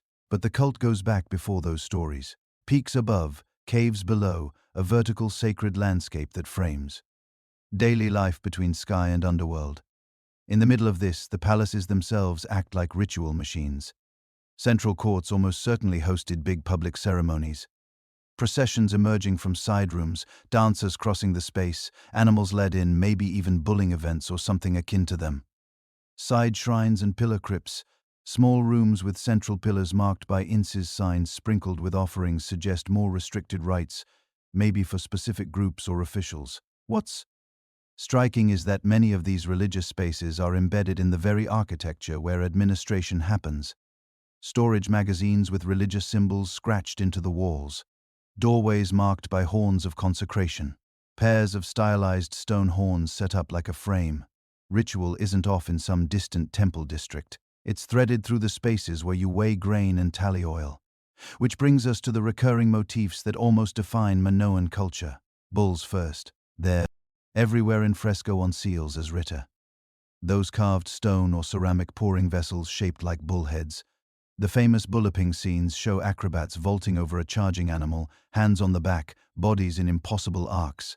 Whether this was a literal sport, a mythological scene, or a ritualized symbol, we don't know. But the bull clearly matters. In many agricultural societies, bulls stand for raw power, fertility, the dangerous strength harnessed to plow fields and pull heavy loads. In Minoan art, that energy seems to be something humans interact with, dance around, maybe even master theatrically, not simply slaughter. Then there are the horns of consecration. Those U-shaped stone or clay constructions that look like stylized bullhorns. They sit on palace roofs, in courtyards, framing entrances, even on miniature models of buildings and altars. They don't do anything functional. Their job is to mark space.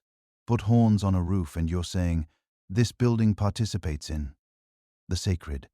Set them by a doorway and you're telling everyone who passes through that the threshold they're crossing isn't ordinary. It's like a visual tag for divine presence repeated so often that it becomes part of how people read architecture instinctively. The double A, the labes, is another core symbol.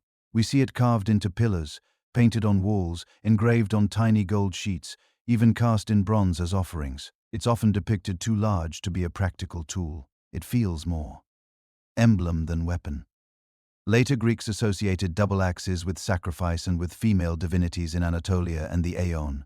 In Minoan context, the labrys shows up in shrines and near what looked like altars. It may have been a symbol of a deity of priestly authority or of the act of ritual killing itself, turning the capacity for violence into something bounded, rule-governed, sanctified. Bulls, horns, double axes, power animals, and power tools transformed into signs. Together, they create a world where authority doesn't have to shout, I have the most soldiers. It whispers or chants. I am the one who knows the rituals that keep the world in balance. Gender in this imagery adds another twist. In a lot of Minoan scenes, especially in elite and ritual contexts, female figures are front and center. Women in elaborate flounce skirts and open bodices stand on platforms, receive offerings, handle ritual objects, dominate the middle of compositions. Male figures are often more mobile, running, leaping, pouring, carrying.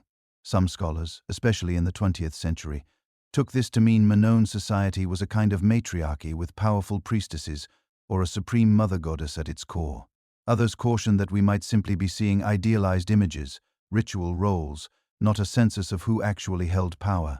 There are also practical concerns, clothing and skin color conventions in the art. Women often painted light, men dark, following an Egyptian convention may tell us more about visual grammar than real social hierarchy.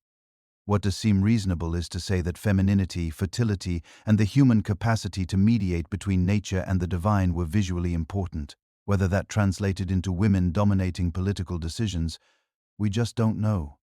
Status is just as slippery. There are certainly elite markers, more elaborate jewelry, taller hats, more expensive pigments, more complex settings, but you don't see a repeated image of a single identifiable king conquering enemies and stamping his name on everything. Authority is presented as membership in a ritual class, participation in processions, proximity to sacred symbols, not as one exceptional individual standing alone above the crowd. And that leads to a bigger question. How do you hold a complex society together if you're not constantly showing off your army? One answer is you build a world where people are emotionally invested in the rituals that justify the system. Imagine you live in a town under the shadow of Knossos. A couple of times a year, you and many others walk or ride up to the palace for a festival. You pass under horns of consecration, hear music, smell incense and roast meat. See acrobats risk their lives in the bull ring. Watch priests or priestesses perform acts you're told. Keep the rains coming and the seas favorable. Food is redistributed. Wine is poured. You get to be part of something larger than your village, larger than your lineage. In that kind of setting, the palatial elite don't have to point at fortifications to justify their role. They can point at ceremonies, at the storerooms full of offerings, at the continuity of rituals that your grandparents also attended. Their power is stabilized not only by force, which they surely could use when needed, but by spectacle, by shared belief, by the feeling that this is how the world works. Ritual can do what walls do in other societies, define insiders and outsiders, reward obedience with inclusion and threaten exclusion without having to draw a sword every 5 minutes. And this theatrical symbol-laden system doesn't stay on. When you look at mainland Greece in the generations before and after Mycenae rises, you see local elites borrowing Minoan tricks. Fresco programs in places like Mycenae and Tiryns suddenly sprout Minoan-style borders, Minoan color schemes, even full scenes of processions and bulloping. Mainland tombs contain imported or locally made imitations of Minoan seal. Stones, rings, and writer. Shrine layouts start to echo Cretan designs. These aren't random borrowings. They're deliberate choices. If you're a rising chief on the mainland and you want to show your followers that you're plugged into the big prestigious world across the sea, you commission your hall to be painted the Cretan way. You pour wine at feasts from a bull's head written. You mark your building with horns of consecration. You adopt the symbols of a network that for generations has been associated with wealth, skill, and access to exotic goods. In other words, Minoan culture becomes a kind of soft power package. You don't have to be ruled by numbers to be ruled by its style. And that in turn makes the Minoan story even stranger. Because while others are busily copying their art, their rituals, their aesthetic of power, something else is happening back on Crete. Pressures building, tensions rising, cracks appearing in the world that bulls and double axes were supposed to keep stable. If ritual is the public face of Minoan power, writing is its backstage voice. Deep in those palaces, in the storerooms, the side offices, the quiet corners where scribes sat, another system was at work. Not painted in bright pigments, pressed, scratched, and rolled into wet clay. On Crete, you don't just get one script. You get two early ones that belong to the age of the Minoan palaces. Crete and hieroglyphs and something called linear both seem to grow out of the same need. Keep track of a complicated world of goods, people, and obligations. Both are tied, as far as we can tell, to the palace system, and both are maddeningly silent about the things we most want to know.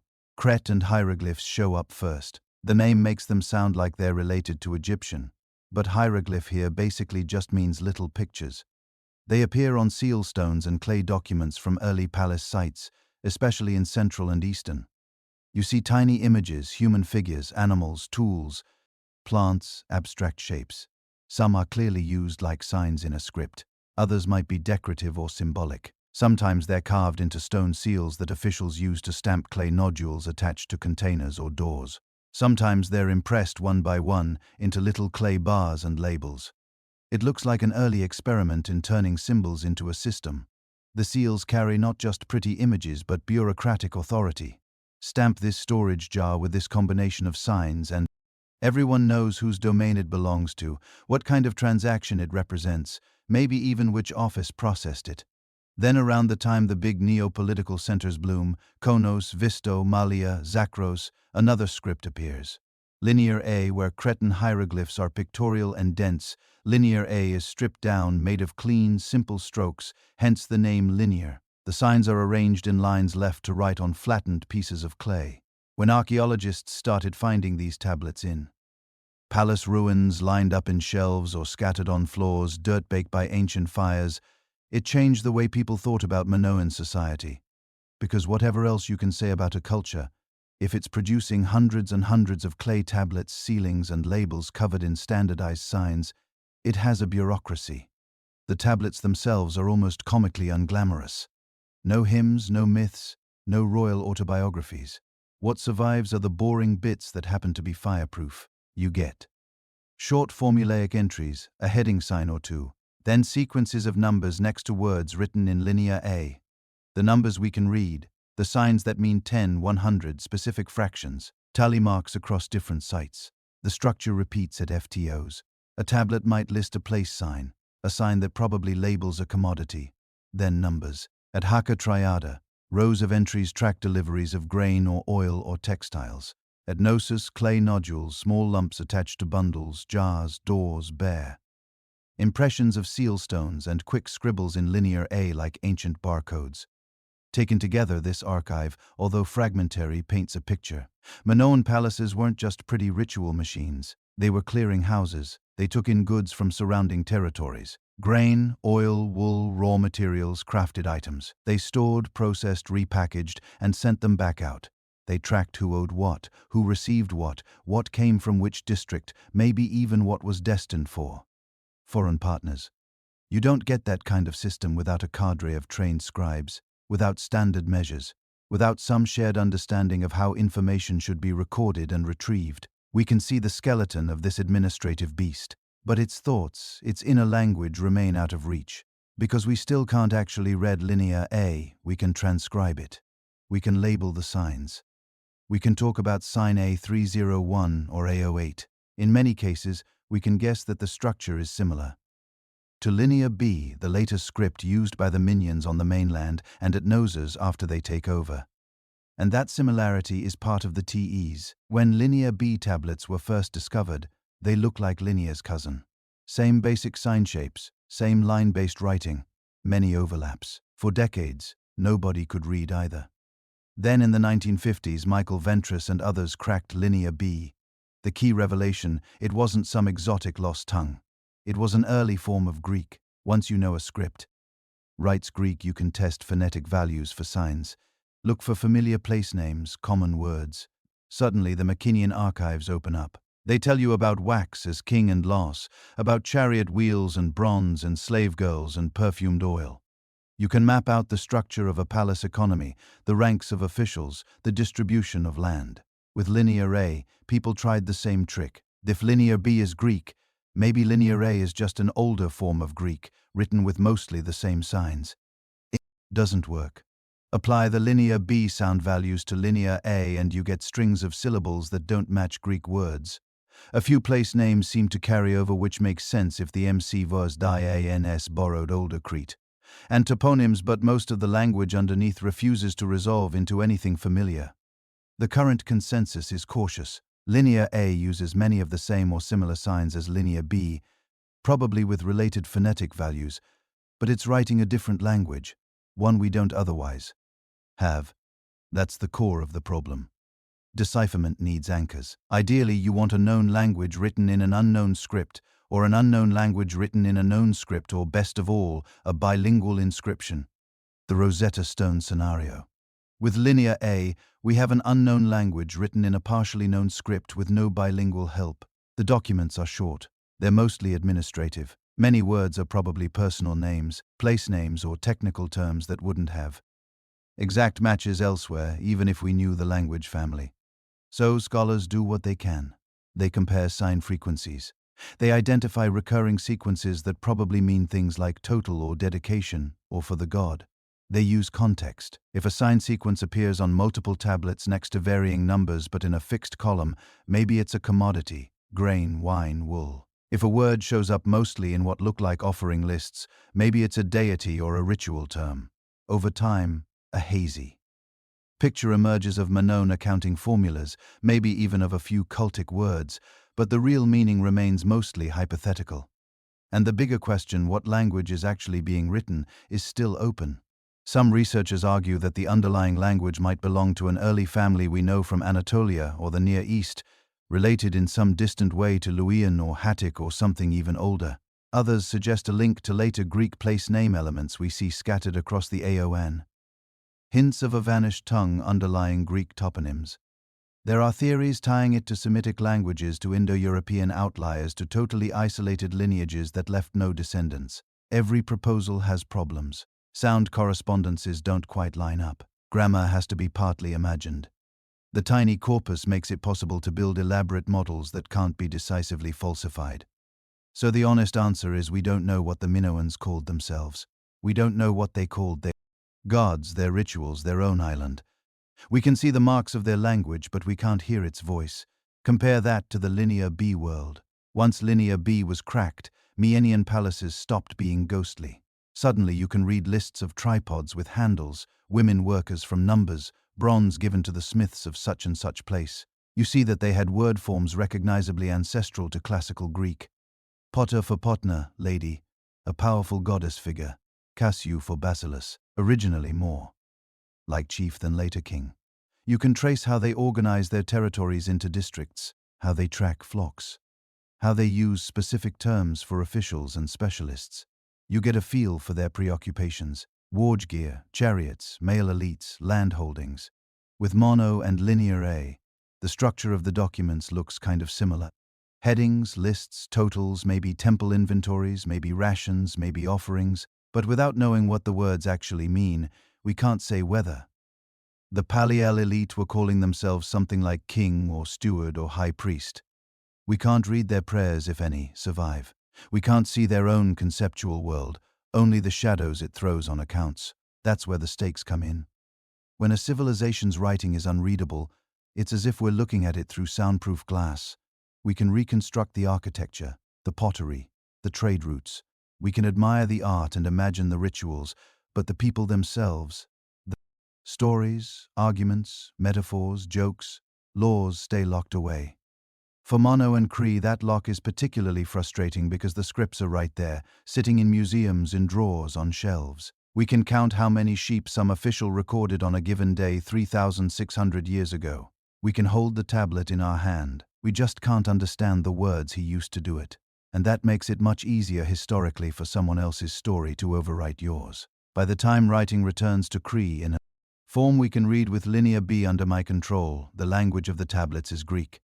The names of gods, officials, and places are filtered through a mainland lens. The palaces are still there, some rebuilt, but the voice recording their business has changed. Later Greeks, centuries after the palaces fell, will tell stories about a king named Minos, about a labyrinth, about monstrous bulls and heroic Athenians. They'll fold Cretan memories into their own mythic universe, giving them Greek names, Greek motives, Greek morals. Without the Minoans' own words to push back, to complicate or contradict those stories, it's easy for their civilization to feel like a prelude, a backdrop, a mythic stage set for someone else's epic. But the unread tablets say otherwise. They tell us that Minoan Cree had its own language, its own administrative jargon, its own technical vocabulary of ritual and economy, a whole conceptual world running for centuries, parallel to the better documented traditions of Egypt and Mesopotamia. We just happen to be standing on the wrong side of the locked door. And while that door stays closed, other parts of the story have to carry more weight. The stones, the ships, the scars left by disaster. Because Sit's script becomes eerily quiet just as the island is hit by one of the most violent events the Bronze Age Iron would ever see. Out in the Iron north of Crete, there's a ring of cliffs wrapped around a flooded blue caldera. Today we call it Santorini. In the Bronze Age, people called it Thera. Back then it wasn't a broken ring. It was a mostly whole island with a big volcano simmering quietly under the surface.